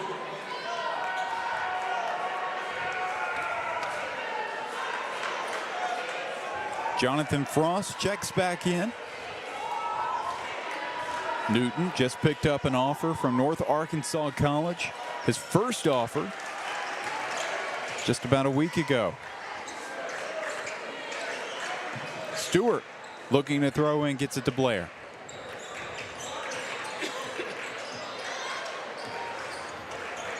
Luke Moore looking to take Young one-on-one, and it's going to be a turnover. And I thought that screen was going to set up Luke Moore to be able to drive in the paint, and nothing comes of it. And Young was looking to post up inside, and will be the third team foul by the Tigers this quarter.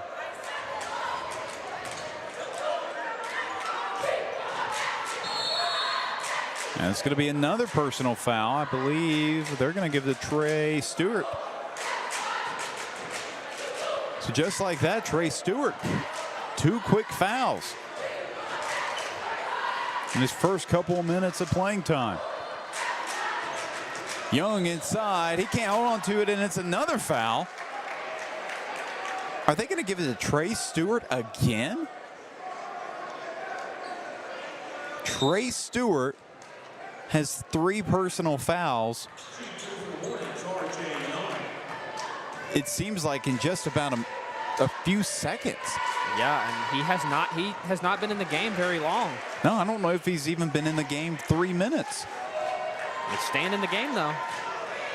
Well, maybe not for long. Day Thomas is at the scorer's table as Young is perfect from the free throw line, and Stewart will check out.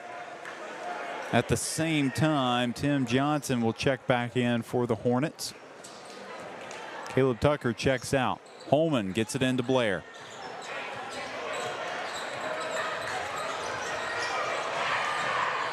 Blair guarded by Young.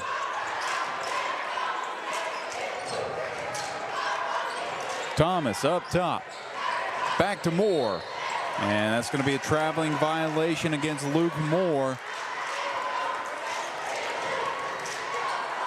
And again, the Tigers slowly but surely starting to fall apart. Had a nice lead early on and now are down by 4. Newton to Bede. He's going to trim some clock. About a 10 to 11 second difference between the shot and game clock. Here's Bede, jumper, won't go. Frost with the offensive board. Was looking inside, rushed it, and King has the basketball, and Young has it. Young, dunk, fires up this home crowd. The whole bench on Bryant's side jumped up immediately. They knew what was coming. RJ Young slams it down. Central has got to calm down. Blair, step back, three-pointer, off the backboard, no good. That one was stripped from Holman.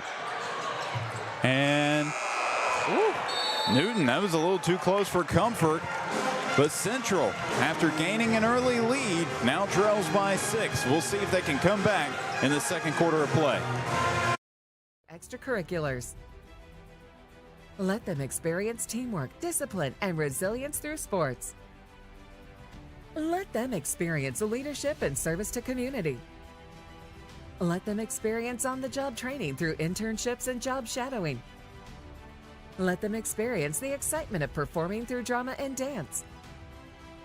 More opportunities for kids. It's what sets Little Rock School District apart.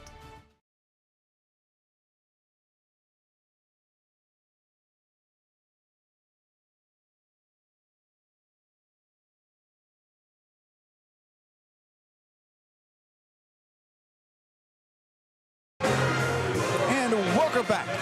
Second quarter of action on the Tigers Sports Network. We are live from Hornet Arena on the campus of Bryant High School, where your Central Tigers trail the Bryant Hornets by 6 as we enter the final 8 minutes of the first half. Central went on a little dry spell there for the last 3-4 minutes. Nothing happened and nothing was really going for them. Turnover after turnover and miss after miss. Wright, had the defense had its back turned. Basket counts. Nope. Brandon Wright. Wait, did it? I believe it did. Let's see what the official. It did. Yeah, okay. So Brandon Wright has an opportunity to add 3 the old-fashioned way.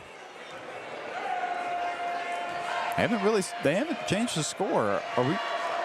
They have now changed the score. Okay, well, good thing. He misses that free throw. Newton gives it to Young, streaking down on the fast break. Scores the floater and 1. So back-to-back and 1 opportunities for both teams. You can see why RJ Young has 22 points a game. Very smooth jump shot. He has that shooter's touch that not a lot of players have. You can see why Arkansas State, St. Bonaventure, and of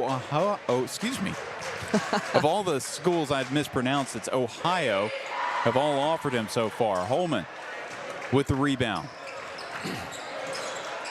Trey Aleem had the first basket of the game, hasn't scored since. Working baseline, and that's another Tiger turnover. Playing a lot of ISO ball, and it's just not working. Need to find the outlets, use some time off the shot clock. Newton way off with that three-pointer.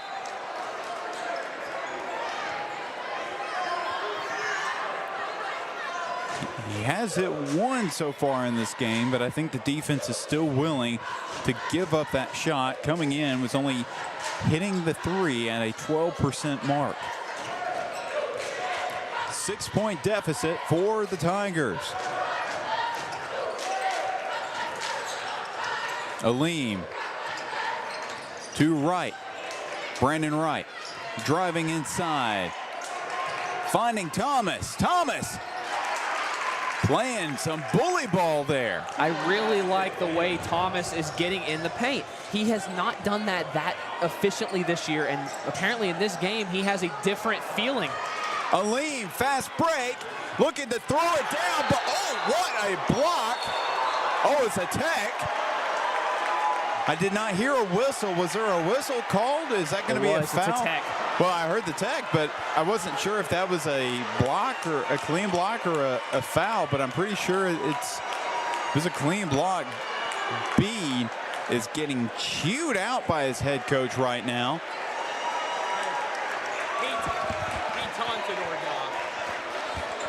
Bede was taunting Aleem after a pull-down block.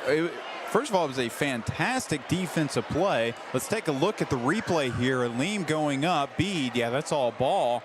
And Bede, yep, you can tell he said something to Aleem, and the officials caught it right away.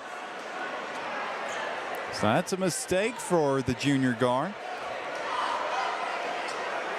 Central is going to have a free throw. Taking a little while to get set up here. Bede's going to check out. They won't have a free throw. No free throw, okay. Well, that doesn't really make any sense. Yeah, I'm not sure what's going on. One official's ready to have the ball inbounded from the baseline. I mean, it was a technical foul. You get free throws out of this. I really don't understand. You get free throws out of this. Unless there's something in high school that I'm not aware of. And that's going to be an offensive foul. So first you don't give them free throws. And then now I don't understand. Yeah, I'm really not understanding what that call was. I mean, that was a technical foul. Unless they removed the tech after it. Which I would doubt it, because it was taunting, and high school sports does not enjoy taunting. Well, they don't do replay as Young gets a three-point basket out of that. A potentially disastrous situation for Central to be in. Holman driving inside, blocking foul, and one. Holman says, how do you like that? Three-point opportunity coming up. Gavin Holman, the same person, went 5 for 5 from 3 just a few weeks ago. So you know he's willing to pull. He can get going. And he has no problem putting some shots up. I have a feeling this is going to be a dog fight for the rest of the game. A tech in just the first half, you better believe it. Jordan Warren, sophomore forward, checks into the ball game. And Holman can't make the free throw.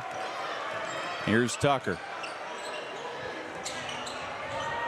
Newton directing the offense inside.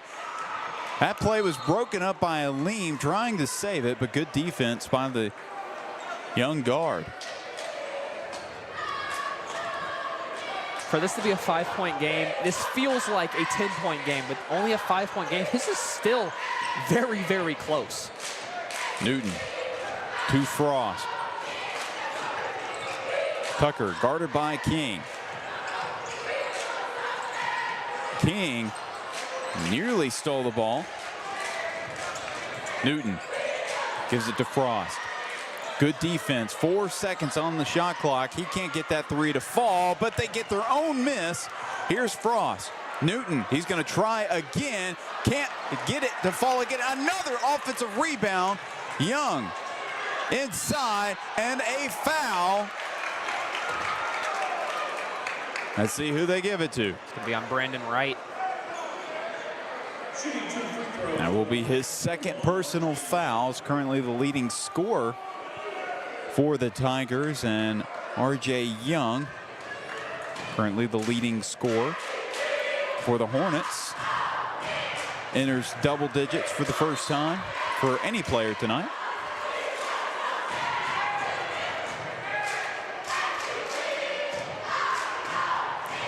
Six-point game.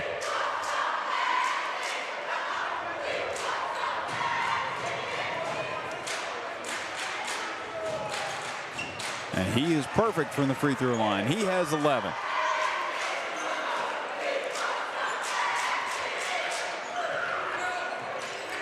Luke Moore been relatively quiet. Wouldn't surprise me if in the next few minutes he starts trying to get something going for himself. Aleem has been the aggressor so far today. Moore, he's going to step back, shoot the three. That one was blocked.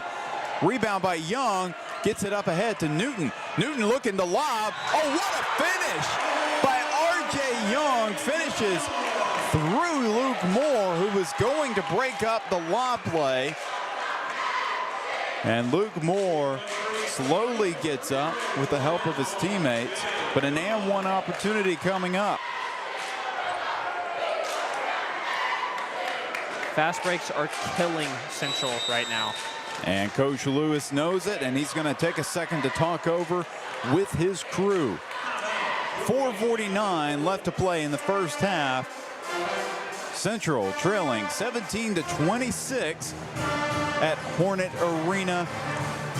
And I'm going to go back to the early technical foul. I was thinking about that. Because if you're just now tuning in, you kind of missed something interesting, because it was pretty clear that there was a technical foul. Trey Aleem was going up for a layup, a dunk, or something. Kamarian Bede grabbed the block. It was a great block, a great defensive play. But as he came down, he looked at Aleem, who was on the floor, said something to him, and it seemed like two refs teed him up right away. And then typically, unless there's a rule in high school I'm not aware of, you have free throws. Yeah. No free throws came of it. And it's like they were preparing to give Aleem free throws, and then nothing ever came of it. I'll be really, really interested to know what happened there. You know, I've heard this talked about in professional sports, having not just post-game interviews for coaches and players, but post-game interviews for officials as well, to ask them questions about certain calls. And we probably can't have an official come on to the broadcast. That would be interesting to have a conversation with one. As Young does not make the free throw, Day Thomas with the board.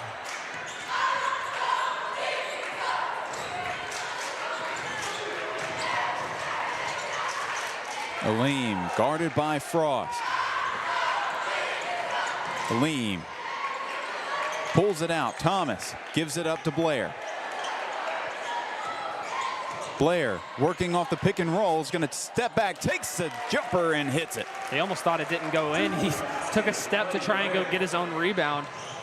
But a very nice shot. And a turnover for the Hornets. Wow, a backcourt violation. I don't know if that was a backcourt violation. I know, regardless, I know Central has to be happy to finally get a turnover going their way this time.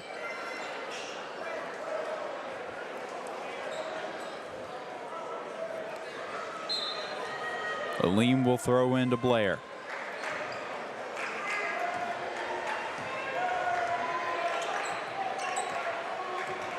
Guarded by Tucker. Blair on the left side, looking for a Thomas screen.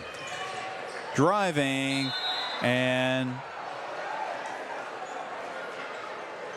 what's the call?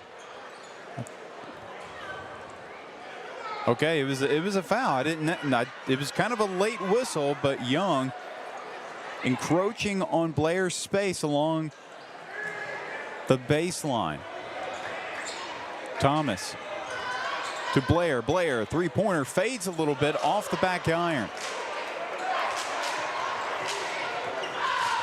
Yeah, that fadeaway kind of might have messed up just a little bit. Messed Clay Blair's jump shot up a little bit. Doesn't fall through. He had the shot in rhythm. He didn't need to fade there. Newton inside, charge drawn by Trey Aleem. You don't see players do that a lot anymore. No, you don't. Reminds me of a very legendary Arkansas Razorback, Jalen Williams. Exactly. I mean, he was a charge merchant. Yeah, still is. He still is with the Oklahoma City Thunder. That's correct. And But you see on occasion guards will be the ones that are drawing charges like that, but young guards like a sophomore in Trey Aleem, you don't see that often. And it's not something that's ever going to pop up in a stat book, but it's a very important play that you can make as a player. Aleem, Aleem starting to heat up now. And he's starting to talk a little bit too. Oh yeah, he's feeling it. He's got a lot of confidence that he's playing with right now. Hit a nice contested jumper. And three-pointer on the way from Young.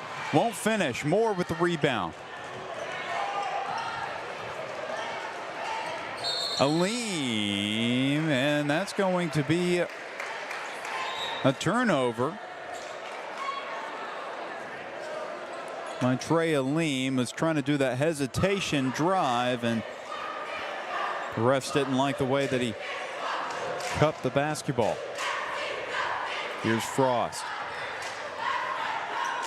Young driving baseline, inside cut off, but finishes through traffic. RJ Young, a very, very good drive and a good finish through contact. Inside, Thomas working against the defense, and it's blocked, and it stays or goes to the Hornets. Wright was trying to get the offensive rebound, but doesn't get it.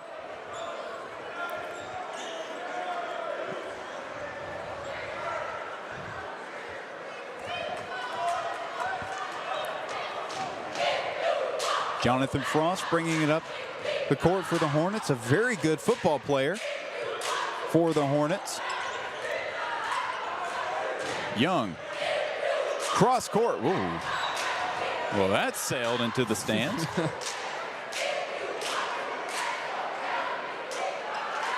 Somebody gets a souvenir tonight. Young's a pretty good passer, 2.6 assists per game on the year, but wasn't exactly accurate right there.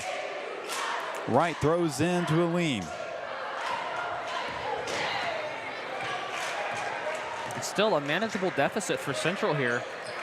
Just get something going before the end of the half and hopefully continue that momentum into the second. Thomas looking inside, and it's going to be another steal, this time by Warren. And that is not how you start it. Young cut off by Hewitt. Three-pointer on the way, and it's good. Spencer Ruff doesn't even average a whole point per game, but it got the three-pointer there. Moore driving, tough, off the glass, doesn't get it. Luke Moore, now he's going to head to the free throw line.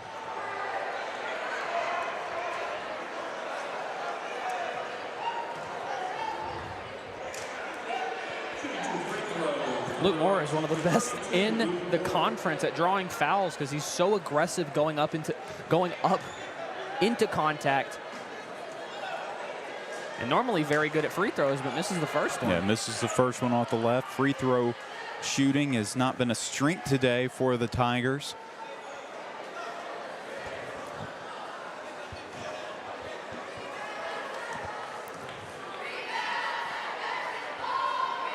Moore goes 1 of 2 from the free throw line. Cuts the lead to 9.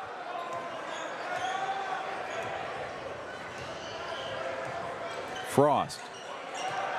Young cut off by Wright.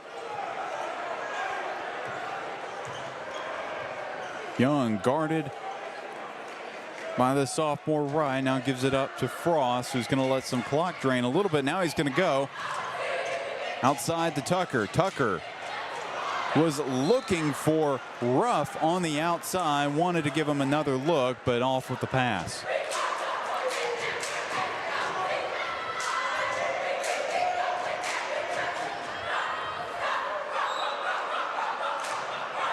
Aleem picked up full court by Caleb Tucker.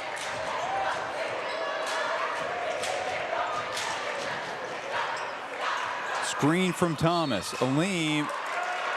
Wow, okay, an illegal screen by Day Thomas.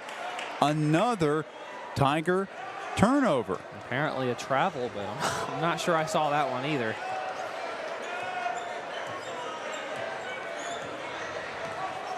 Frost picked up by Moore. Shot clock and game clock nearly identical.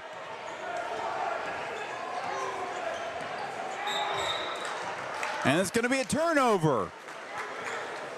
If I'm not mistaken, I'm pretty sure that's one of those 10-second violations where you hold the ball for 10 seconds and it's just you, no passing or anything, and it's a turnover. And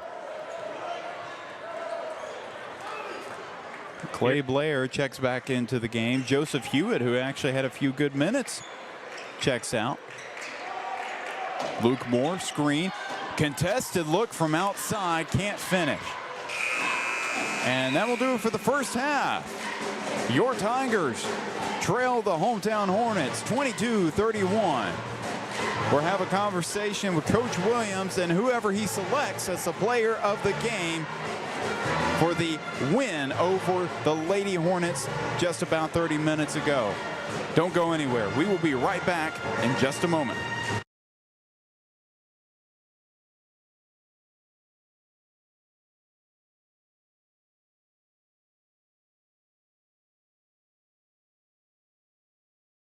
Let them experience captivating research opportunities. Let them experience more hands-on opportunities with new technology. Let them experience cutting-edge career pathways. Let them experience creativity and expression through the arts. Let them experience more opportunities to innovate and compete regionally and nationally. More opportunities for kids. It's what sets Little Rock School District apart. Let them experience captivating research opportunities. Let them experience more hands-on opportunities with new technology. Let them experience cutting-edge career pathways. Let them experience creativity and expression through the arts. Let them experience more opportunities to innovate and compete regionally and nationally. More opportunities for kids. It's what sets Little Rock School District apart. Let them experience passions through extracurriculars. Let them experience teamwork, discipline, and resilience through sports. Let them experience leadership and service to community. Let them experience on-the-job training through internships and job shadowing. Let them experience the excitement of performing through drama and dance. More opportunities for kids. It's what sets Little Rock School District apart.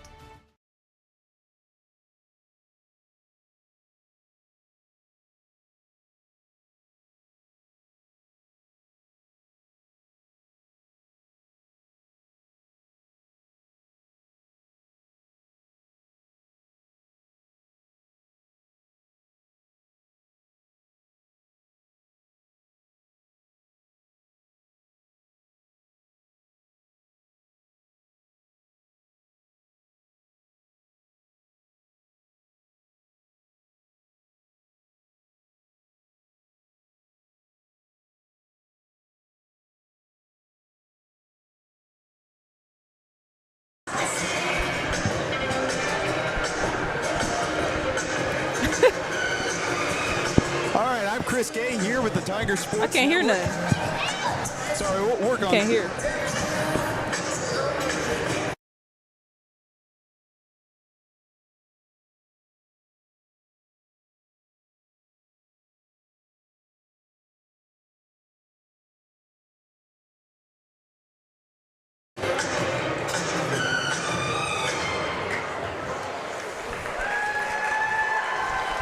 All right, we'll see if that works. I'm Chris Gay with the Tiger Sports Network. Well, I'll just speak a little louder for all of y'all. But congrats on the win. Thank you. Thank you. Yeah, you're welcome. Congrats on the win, Coach Williams. This is Kai Wilson and Taylor Day Davis joining me here at halftime, and you know, a huge win here in an enemy environment. What was obviously the game started out a little slow for everybody, but eventually the outside shooting, courtesy of these two players, really got the game going. Yes, sir. These two players have been working really hard in the gym, as well as everybody else on their shot. And we just knew it was a matter of time for we had a breakout game with some good shooting. Well, Taylor, you hit a very nice step-back jumper at one point. I think it caught all of us off guard, but obviously you were feeling it, especially in that first half. Tell me about the thought process, especially when you were pulling up from three so early. Well, I had the energy before the game, and I wanted to bring it on the court. And I've been in the gym working on my shot consistently. And Kai, you hit 2 threes. You had talked to me last week how you were really confident in that last game. You knew that those first couple of threes that you took, you just knew they were going to go in. Did you have that same feeling tonight? Yes, I always got that confidence. But especially in that second half, I mean, you gave this team that extra lip to get over the Hornets. Talk to us about that confidence that you showed, especially in that second half. I mean, we struggled third quarter, so we just had to pull through fourth quarter and just get back to where we was first half. And Coach Cabot coming up in just a few days. It's going to be another enemy environment. They have a pretty solid team with some talent. What is the game plan, the mindset going into in that game? I mean, anytime you play Cabot, you go to Cabot, it's going to be a tough environment. They're really sound. Coach Cook does a great job with those girls. We're just going to have to be really disciplined, really solid. We're going to need some of the shooting that we had tonight. We're going to need some of that same shooting, a lot of energy, and we're going to have to get out of transition a lot to kind of, use our advantages in that area. Well, 43 combined points between the two of you. Is that going to happen again against Cabot? Most definitely.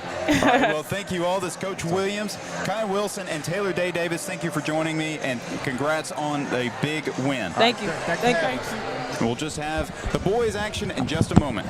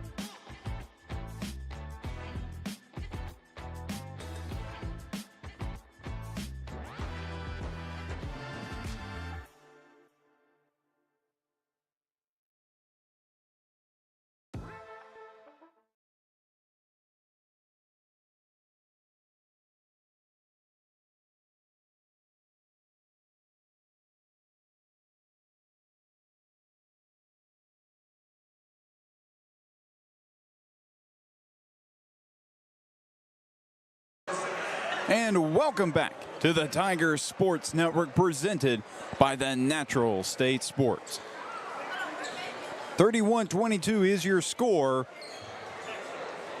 with the home Hornets with an early lead over the visiting Little Rock Central Tigers. Newton looks inside for Bede. Easy find and easy finish for Kamarian Bede. Double-digit advantage for the Hornets now. Here's Blair. Blair looking to Thomas. Right.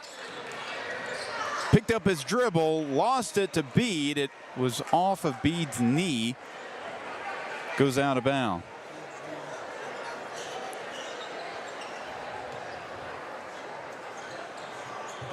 Luke Moore only has 3 points in this game. They're going to need more from him and from Brandon Wright. He was confident with that three, but Caleb Tucker with the board. Back to Bede. Inside, Bede got it to fall. Kamarian Bede with the floater.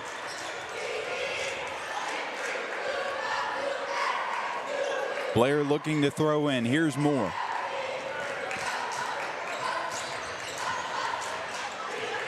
Blair. He's been known to take some deep shots. He's been guarded by Young a lot tonight. Here's Blair. Would have been a nice reverse finish, but doesn't get it to fall. Here's Young. Gives it to Bede. Picked up by Blair. Bede's been held to just 4 points so far today, averages 18. Young thought about the triple. Inside, Ryan Young gets it to bounce in.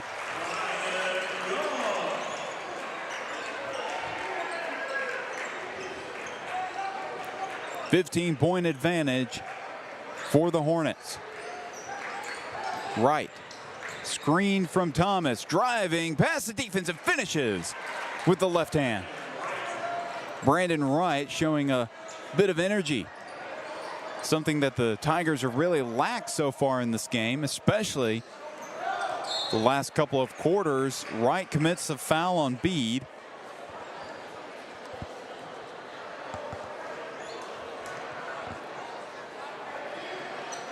Newton set the throw in. 5:55 left to play in the third quarter.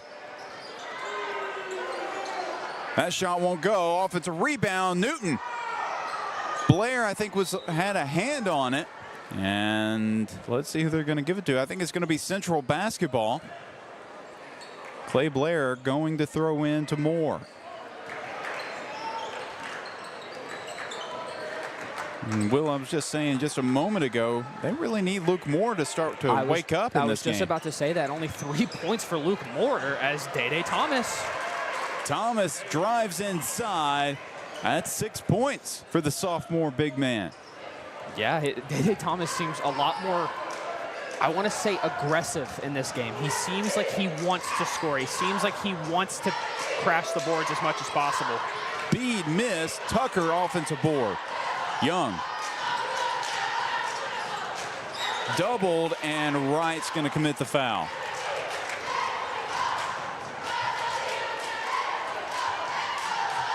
Checking into the ball game is Jordan Warren.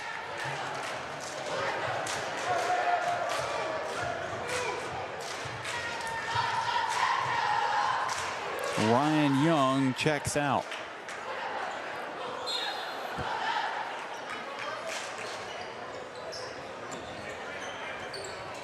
RJ Young, three on the right side, doesn't get it to fall. Now, I do want to say one of the biggest differences between this game and the women's game is that there's no real lead scorer. There's no person to go to maybe start something so far. Normally it's Luke Moore, but he seems to be kind of on a, I don't want to say an off day, he's just not shooting as much as he normally would, right? And in the girls' game, we saw 2 different players do that. So I think Central just really needs that one person to be able to keep going. And Moore was looking pretty aggressive there, draws the contact, is going to head to the free throw line. Of course, for Bryant, they have their go-to guy so far tonight. RJ Young has 15 points. the only player in double digits for either team. Blair looking to throw in, gets it to Thomas. Luke Moore, he'll take the triple. That one's short, rebounded by Blair. Blair working on Young. He got his own miss. How did he grab that rebound? The 5'7" guard working on the 6'4" forward. Inside Thomas. Oh, he can't finish. And Thomas committed the foul against Warren after he grabbed the rebound. Sort of a masterclass performance by Blair, grabbing his own miss over a player that's got nearly a foot on him. Then some slick handles, a slick pass, but they cannot take advantage of the opportunity. Kamarian Bede. That tends to happen for Central. A lot of times they get these incredible setups and the ball just doesn't fall through the net. And it's almost heartbreaking to watch a ball that should go in not go in. So Frost. Warren thought about the triple. Frost, he'll take the triple, and he's off. Frost has one already today, but he does shoot it at just about a 31% clip.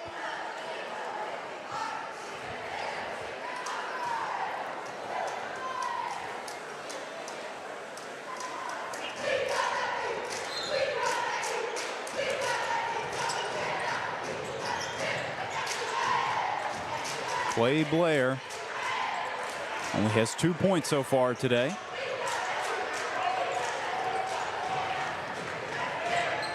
Moore to Holman, who just checked in. Holman can't finish. Blair inside, Holman, and he's going to head to the free throw line again. A nice pass by Clay Blair. And it is hard to believe that Clay Blair is grabbing rebounds over 6'4" RJ Young, who already averages 8.4 rebounds a night. I mean, it's just coming down to that Clay Blair has a lot of energy on the court right now. He is grabbing every single board that he possibly can even barely touch. Coach Abraham's son's going to take out Young's going to put in Tim Johnson. Another solid rebounder, averaging about 2 a game. Frost on the right side.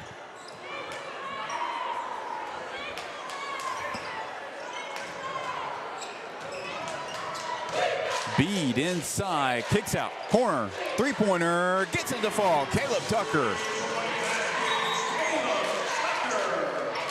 Tucker, that is his first 3 of the night, but he's been able to hit a few shots. Has 5 points so far on the evening.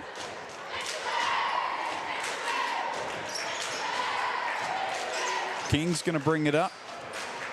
Picked up by Tim Johnson.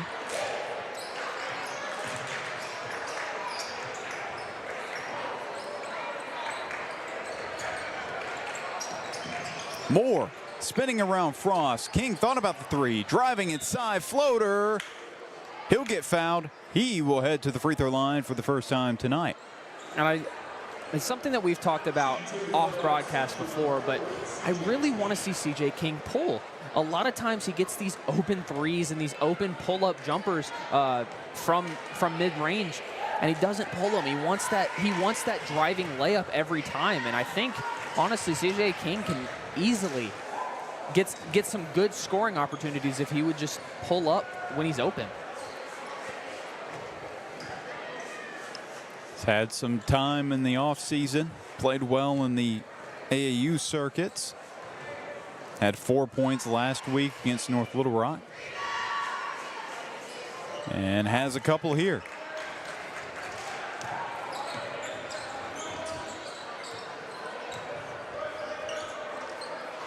Ruff, who just checked back into the ball game. Inside Bede, Ruff, he hit a 3 earlier. He won't that time. Young inside, that one's tipped. Aleem with the rebound. Aleem driving, and that's going to be a charge. Charge drawn by Caleb Tucker. 2 charges drawn, 1 for each team in high school is unheard of. It is hard. It's not an easy thing to accomplish, and you certainly don't see it really at any level of high school basketball. Tucker gives it back to Frost. Ruff inside Bede. Be tapped out.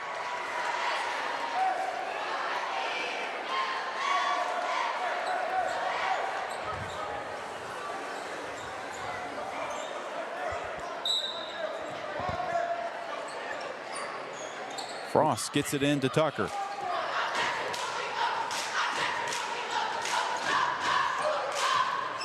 Tucker, Frost, triple, boom, gets it to fall. Jonathan Frost. I'm honestly surprised we haven't seen more of Trey Alim in this game, scoring-wise. Blair in attack mode, and it's going to stay with the Tigers.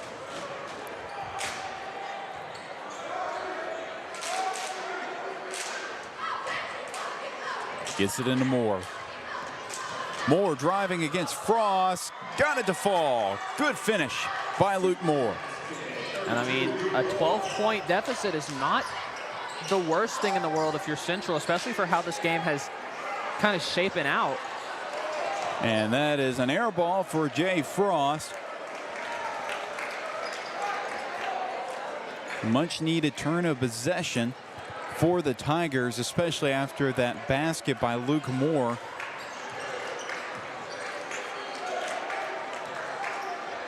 Blair guarded by Young. Moore, he'll take the triple. That one's off the front of the rim. Young with the rebound.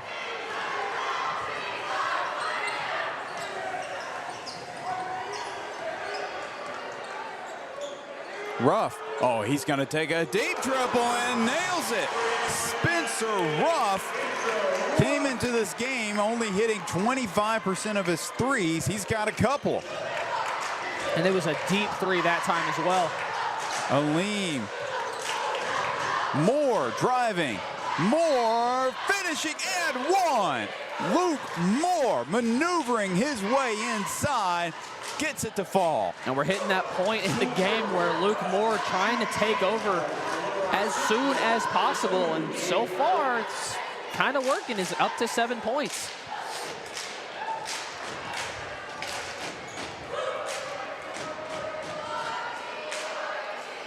And Moore converts the N1 opportunity. 12-point lead for the Hornets.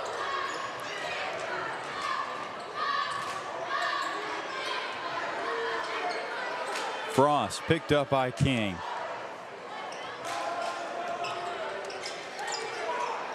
Central making sure to shut down RJ Young as much as possible. Switching on every rotate. He's had a quiet second half so far. Frost guarded tightly. Tucker, kick out. Ruff, 3 ball, gets it to fall. Spencer Ruff, averaging 0.9 points, has 9 today. Moore can't get that 3 to fall.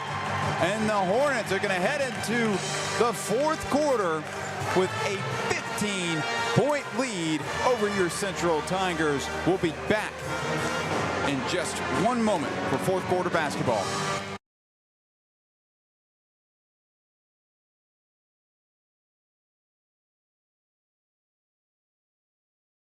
Let them experience captivating research opportunities. Let them experience more hands-on opportunities with new technology. Let them experience cutting-edge career pathways. Let them experience creativity and expression through the arts. Let them experience more opportunities to innovate and compete regionally and nationally. More opportunities for kids. It's what sets Little Rock School District apart.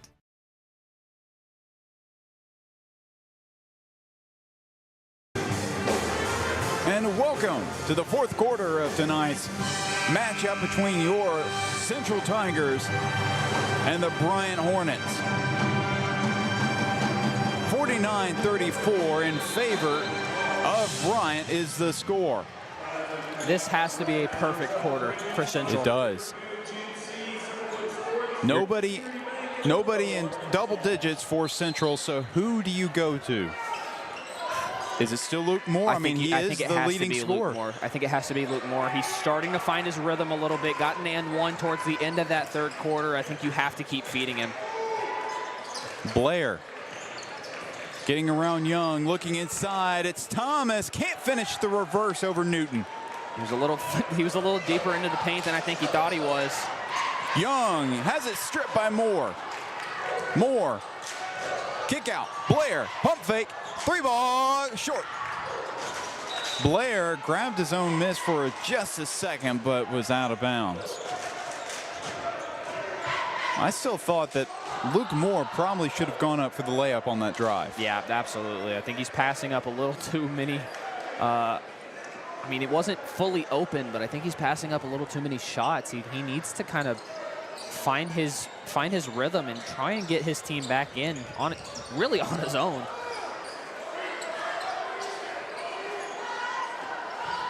Kamarian Bede with the ball, only has 4 points in this game.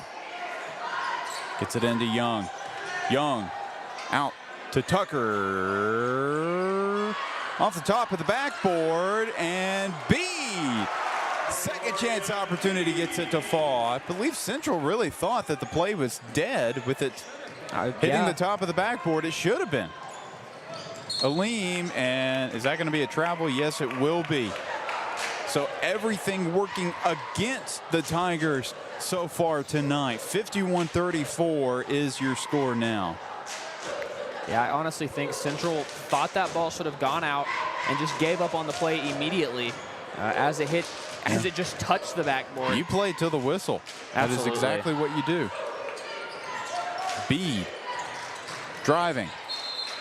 Travel by Kamarian Bede. Well, that was a much-needed turnover for Central as Brandon Wright will throw in.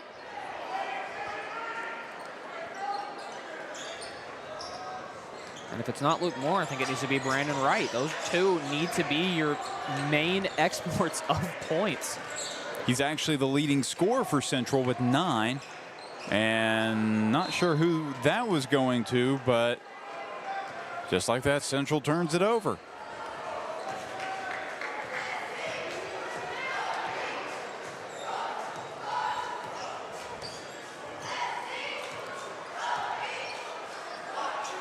Oh, Ruff, he's feeling some confidence. Doesn't get close, but Newton, perfect place, perfect time, putback opportunity. Central is just giving up on the boards at this point, and that's one of the most crucial things for a comeback is winning the rebound battle. Blair maneuvering his way inside. Nice finish. Clay Blair will continue to do that, but everybody else needs to start feeling that energy as well. Young to Newton, out to Tucker. Young, they're looking for Bede, who's posting up on Blair. Tucker out to Ruff. For three, can't get it, he's cold now. Here's Moore up ahead to Wright. Wright, oh, he can't finish with the left. Doesn't matter, it was a travel. Well, Trey Stewart and Gavin Holman are going to check into the ball game, and so is C.J. King. Just nothing is going the way of the Tigers so far today. Nothing is falling. I mean, that's a wide open dunk and doesn't go through.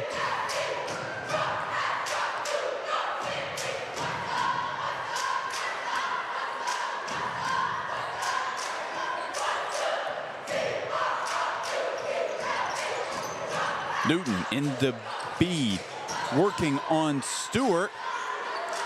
He can't get around him. Stewart with the tip that pass. Here's Holman. Holman, he's going to have a trip at the free throw line. The amount of charges that I'm seeing trying to be drawn is, this is insane for a high school game, man. I can't really express that enough. This is not normal. Like, it's a lot of driving in the paint. A lot of times you see in high school play, you know, just kind of either allow the layup or go up with them. A lot of players trying to get that charge call because, I mean, referees are calling it. Tucker will check out. Frost checks back into the ball game for the Hornets. Holman, perfect from the free throw line.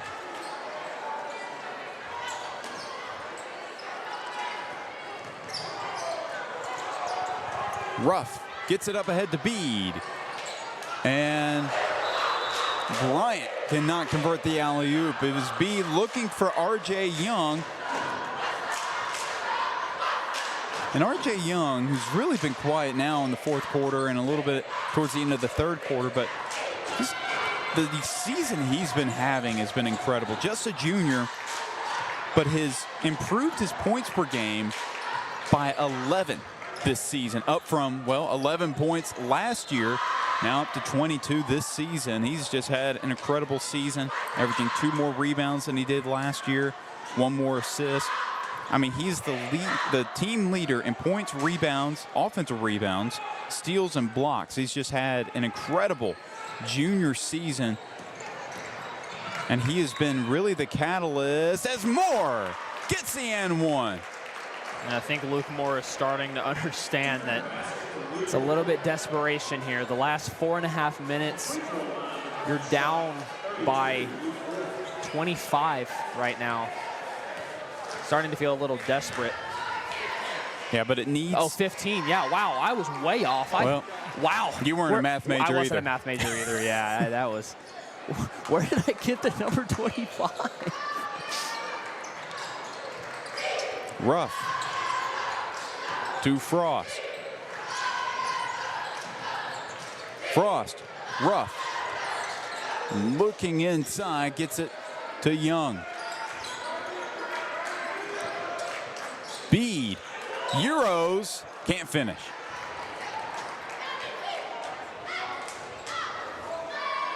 Kamarian Bede, I will say, despite things not going the way that Central hoped it would in this game, they have held an 18-point score with at least 5 Division I offers to just 6 points so far tonight, possibly a 7th and 8th, but still a really solid defensive outing against a really good player. Yeah, absolutely. I mean, playing very, I mean, honestly, they're playing good defense in general. They are. It's not like they're just giving up 3 layups. They're giving up 3. Like, that's really not what's happening. It's just that Bryant is hitting every shot, and that's a very good thing for Bryant. But yeah, Central has done very well defensively, but can't convert on offense most of the time. Moore finishes with the left. Good patience for the senior guard. And this is a good Bryant team. And I don't think they're not even at full strength as Holman gets the steal, can't finish, so Newton has it. But again, this is a team that has one player who's already a Division I commit that hasn't even played this year, as Central's going to have a fast break opportunity. He's king to Holman, finishes. Okay, the Tigers starting to cook a little bit here, and now we're going to have a timeout. But just like that, it's a single point, no longer a double-digit advantage for the Hornets. 54-45 with 3:23 left to play here in the fourth quarter. And it's been the fast break points that have been going for Central. And, of course, Luke Moore starting to turn up a little bit here. Has 13 points, most of them coming here in the second half. Gavin Holman has also had some nice buckets as of late, has 7 points. But I really want to see more from Clay Blair. Of course, something interesting that the Bryant coaching staff did was Clay Blair, the assignment given to him on defense It was R.J. Young is guarding Clay Blair, and typically that's not a great matchup. 5'7" against 6'4", but R.J. Young is he's long, but he's really a long guard. Yeah. And so his length is bothering Blair because Blair has no problem shooting contested threes. He's not going to do that against a guy who's 6'4". Yeah, absolutely. But as well, though, Clay Blair is playing really well on the glass, though. Yeah. Like, yes, he is being shut down from behind the arc just because of that length from R.J. Young, but I mean, he's playing well in other spots. He's more known as a three-point shooter, but in other ways, he is really upping his energy on the boards, on defense. He's playing very well outside of the three-point shooting. If I'm not mistaken, maybe 3 offensive rebounds for the junior guard so far, as Newton's trying to get open. What I was trying to talk about before the break was this Bryant team is not even at full strength. Kellen Robinson has yet to play this season. Yep. The younger brother of former Hog and current Euler Trojan, KK Robinson, he's already committed to play with his older brother next season in what would be KK's 6th year of eligibility. It will be his 3rd year at Arkansas Little Rock, and Kellen has been in the recruiting scene as long as I can remember, maybe since he was almost in middle school. And with Bryant, he's definitely been great, but they have not been able to see him so far this year. Not like they really miss him that much, as Young, who's been the leading scorer, can't finish. Here's Blair. Blair, he's going to be fouled. I thought he probably could have waited for his teammates to catch up a little bit. I mean, you see Kellen Robinson sitting on the end of the bench, not dressed out whatsoever. King had a good look from mid-range, and here's Moore, guarded by Bede. Moore. He has just been really all over the place in this 4th quarter as far as offense goes. He's drawing contact so easily as he forced B to commit his 2nd personal. That is not normal. Well, he airballed the free throw. And now Coach Lewis is going to take the time out to talk some things over. 54-45 is still your score with 2:38 remaining in this game. Obviously, Central really fought hard to make this a 9-point deficit. But do you think what do they need in these final 238 to actually be able to say that they came back and were able to win? Stops on stops on stops. That's going to be the answer. And it's not like they're short on those, right? No. But from stops, you have to be able to convert, right? A stop doesn't mean anything if you can't cut the lead down a little bit. You have to be able, I mean, as well, you have to be able to convert on the free throw line. I mean, you can't afford to miss this one right here. Moore got it that time after airballing the first free throw. Here's R.J. Newton. Jay Frost. Now, I will say Bryant has broken down the press pretty well from Central.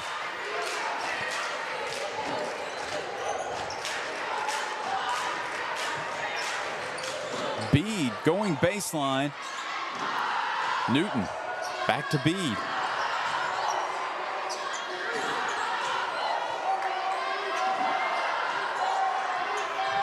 Bede driving, steps back, broke some ankles, short. Here's Blair.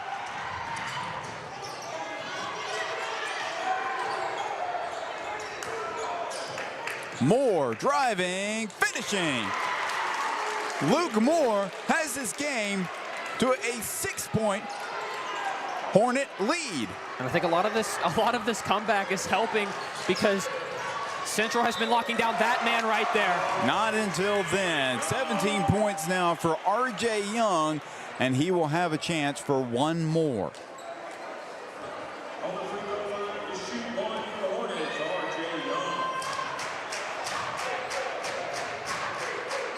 And Young extends this lead. He has 18. Moore driving and picks up the foul against Young. And again, it's been this run has been orchestrated by shutting down RJ Young up until that last possession, and then now Luke Moore up to 16 points very quickly. And it's going to be a timeout on the floor. 57-48 is your score. We're going to stay right here, 1:31 left to play. And we'll have Luke Moore free throws coming up. Went 1 of 2 on his last trip. You can't see it on the camera right now, but Coach Abrahamson is really digging into Kamarian Bede. He was doing it the previous possession. I'm not sure what it's about, but Bede is just... He's angry. He has not looked at anybody else until now. Oh, and now he's... A little bit of drama. Well, some coaches, calm and collective. Some are screamers. Yeah.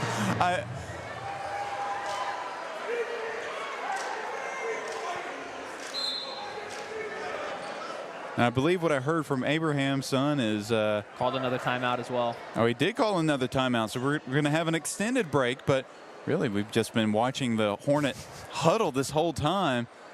But I did hear at one point, of course, can't really hear much from the outside on my headsets, as he just looks just frustrated at his own team despite a 9-point advantage. But he did at one point say, listen to your coach. Yeah. So I'm not sure what that was about. Leading up to that timeout, I was also watching them a little bit closely. I mean, he was ripping in. He was ripping into Bede very heavily, enough to where I believe RJ Newton had to split them up and say, "Coach, calm down." It's been honestly, it's been quite the... I think at one point he probably told Newton to sit back down. Yeah, that too. Yeah. 1 of 2 for the free throw line for Luke Moore. It's a very weird game for Luke Moore. Not shooting very well from the free throw line, which is very unlike him. But does have 17 points for the Tigers on multiple free throw trips. Turnover. Blair with the steal. And would that be a clear path foul? Or was he? I don't think he was ahead of him yet.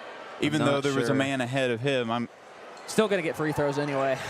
A clear path foul is not really a common foul in basketball. I don't see it much. It's a very specific situation. Blair can't finish his first free throw. Got to hit free throws.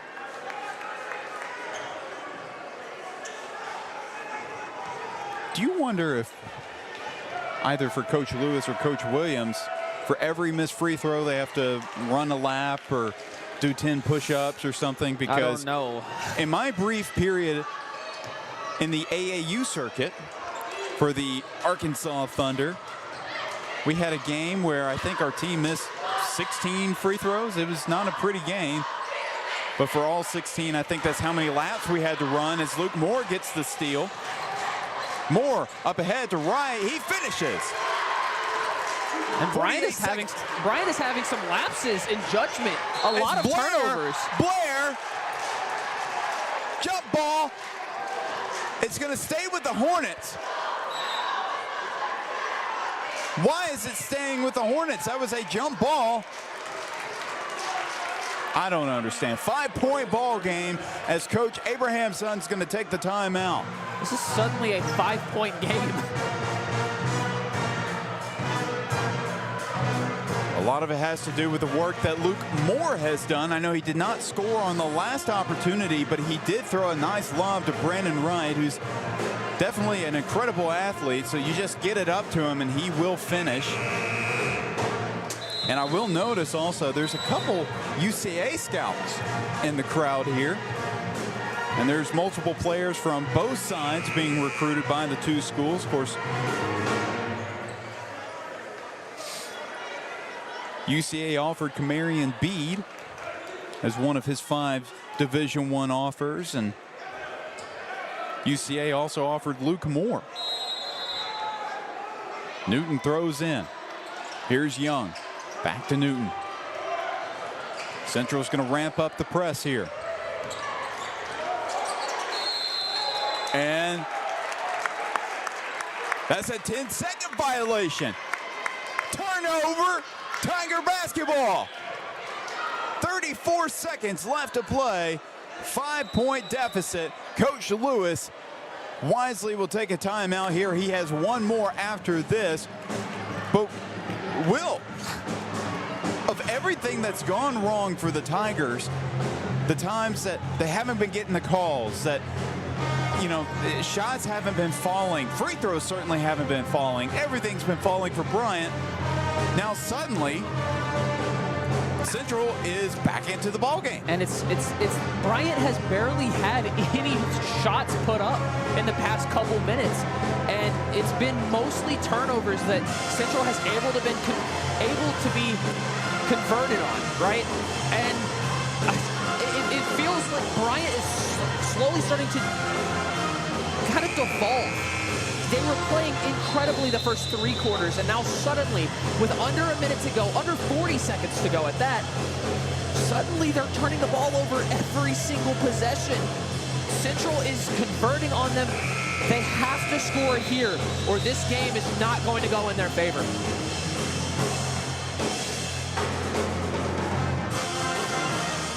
I mean, this was a 16-point game at one point, right? Insane. Yeah, 25, as I said earlier, apparently. Yeah. No, but it was about I think it was even more than that at one point. May have been an 18 or 19-point game. And somehow Central. And it is going to go through Luke Moore. Of course it is. Outside. Right. Oh, he has that one block. He gets it. He caught it out of bounds, trying to throw it off of Brandon Wright. So it will stay with the Tigers. 23 seconds left to play. Blair will throw in. Wants some movement, gets it into King. King, guarded by Tucker, gets it back to Blair. They got to go, they got to do something. Blair, screen from Moore. Step back, can't find the opening. Moore inside, can't finish. And Wright is fouled. 9 seconds remaining. Moore upset with himself over the point-blank miss, but Brandon Wright is going to have a couple opportunities at the free throw line. Both teams have one timeout as RJ Newton's going to check out. Ryan Young will check in for the Hornets. Just to get some more rebounding in there on Bryant's side, but. Well, and Young's fresh legs, I don't think he's played this entire fourth quarter. Right. 1 of 2 Tigers in double digits, now with 12.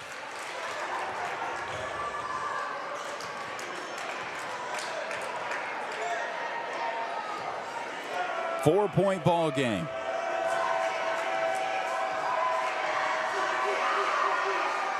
Three-point ball game.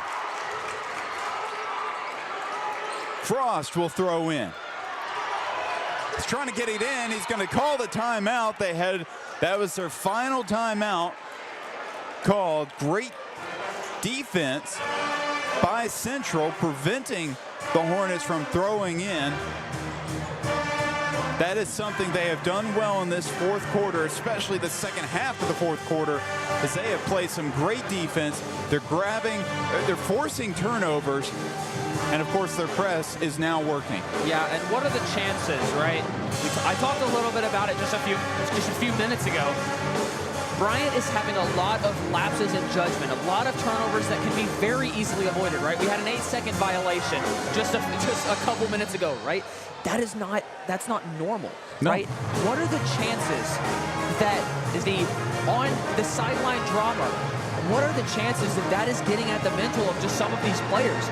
It is a very real possibility that the drama that's happening between a coach and between players and things like that is leading to some of these turnovers that Central has been able to convert on. A lot of times you have to just breathe and say, look, we have the lead. We need to just hold the ball and hope that they foul. And right now, Bryant is shaking. Well, when Coach Abraham's son was really getting into Bede on the sideline, the next possession after the timeout, he turns it over. Yep. But what a game. The first time these two teams have seen each other since the state championship game. They are going to have to foul, and they will send R.J. Young to the free throw line. Averages. They actually don't have a Oh, that's right. foul Okay. give. All right. Good catch. They get it in to Bede, and now he's going to be fouled, and they will send him to the free throw line. So, Kamarian Bede shoots 77% from the free throw line, which is the highest percentage on the team, with the exception of Frost, who's only attempted 4 free throws. And he misses the first. Central does still have a timeout. Yeah, Central has 1 timeout and 7 seconds to work with. 3-point ball game. Let's see what happens. Big free throw coming up. Got it. 4-point game. King will throw in. They get it into Blair. He's got to go quick. Guarded by Tucker. He's going to step back, pull up for 3. Can't finish. And that will be it. So the Hornets survive and take the 4-point win over your Central Tigers. But yes, it's a loss, but what a way to come back into this ball game when it was a 19-point deficit at one point. But the problem is 19 points is a lot of points to come back from. It took them just a little too long to start making that comeback. Now, again, it's very possible that that was not their own doing. That it might have been Bryant's doing for that comeback, right? Lots of turnovers, lots of drama on the sideline. Mental lapses. And I think if you're Coach Mike Abraham's son, you don't like that win. Like, yes, a win is a win, right? But you don't like the way that that one ended. You have a lot to talk about throughout the next couple days before you move on in just a couple days. But very weird game there, but a very well fought game by Central there towards the end. Yeah, no, not a lot of celebrating being done for the Bryant Hornet players. A couple players with their heads kind of down, so this is not necessarily a proud win. They almost gave up this game in front of their home crowd in what was just their first conference game of the season. They almost gave up and lost the game, and I imagine Coach, I'm always curious what coaches have to say after a game. Yeah, absolutely. And it sounds like Coach Abraham's son has just not been happy at all with the way his team has performed. Can't imagine that he's going to maybe take it easy on them now that the game's over. No, absolutely And I imagine not. Practice tomorrow or whenever they'll have practice is going to be a difficult one, Yeah, to absolutely. say the least. It's going to be a lot of running. But again, have to say great job for the Tigers. They came back. Obviously came back a little bit later than they probably should have been trying to come back. With the momentum that they had at the end, they could have won. Oh, absolutely. Another minute, maybe another minute and a half, they would have had that victory. Do not, so they fall to 0-2 in conference play. Bryant improves to 11-7, 1-0 in conference play, and specifically with the Tigers, they are 8-11 overall. Well, that will do it for us from Hornet Arena. Thank you for tuning in. I'm Chris Gay. This is Will Stafford, our producer, Will Watkins, and then Avery on camera. Thank you for tuning in to the Tiger Sports Network. Be safe, have a great evening, and go Tigers!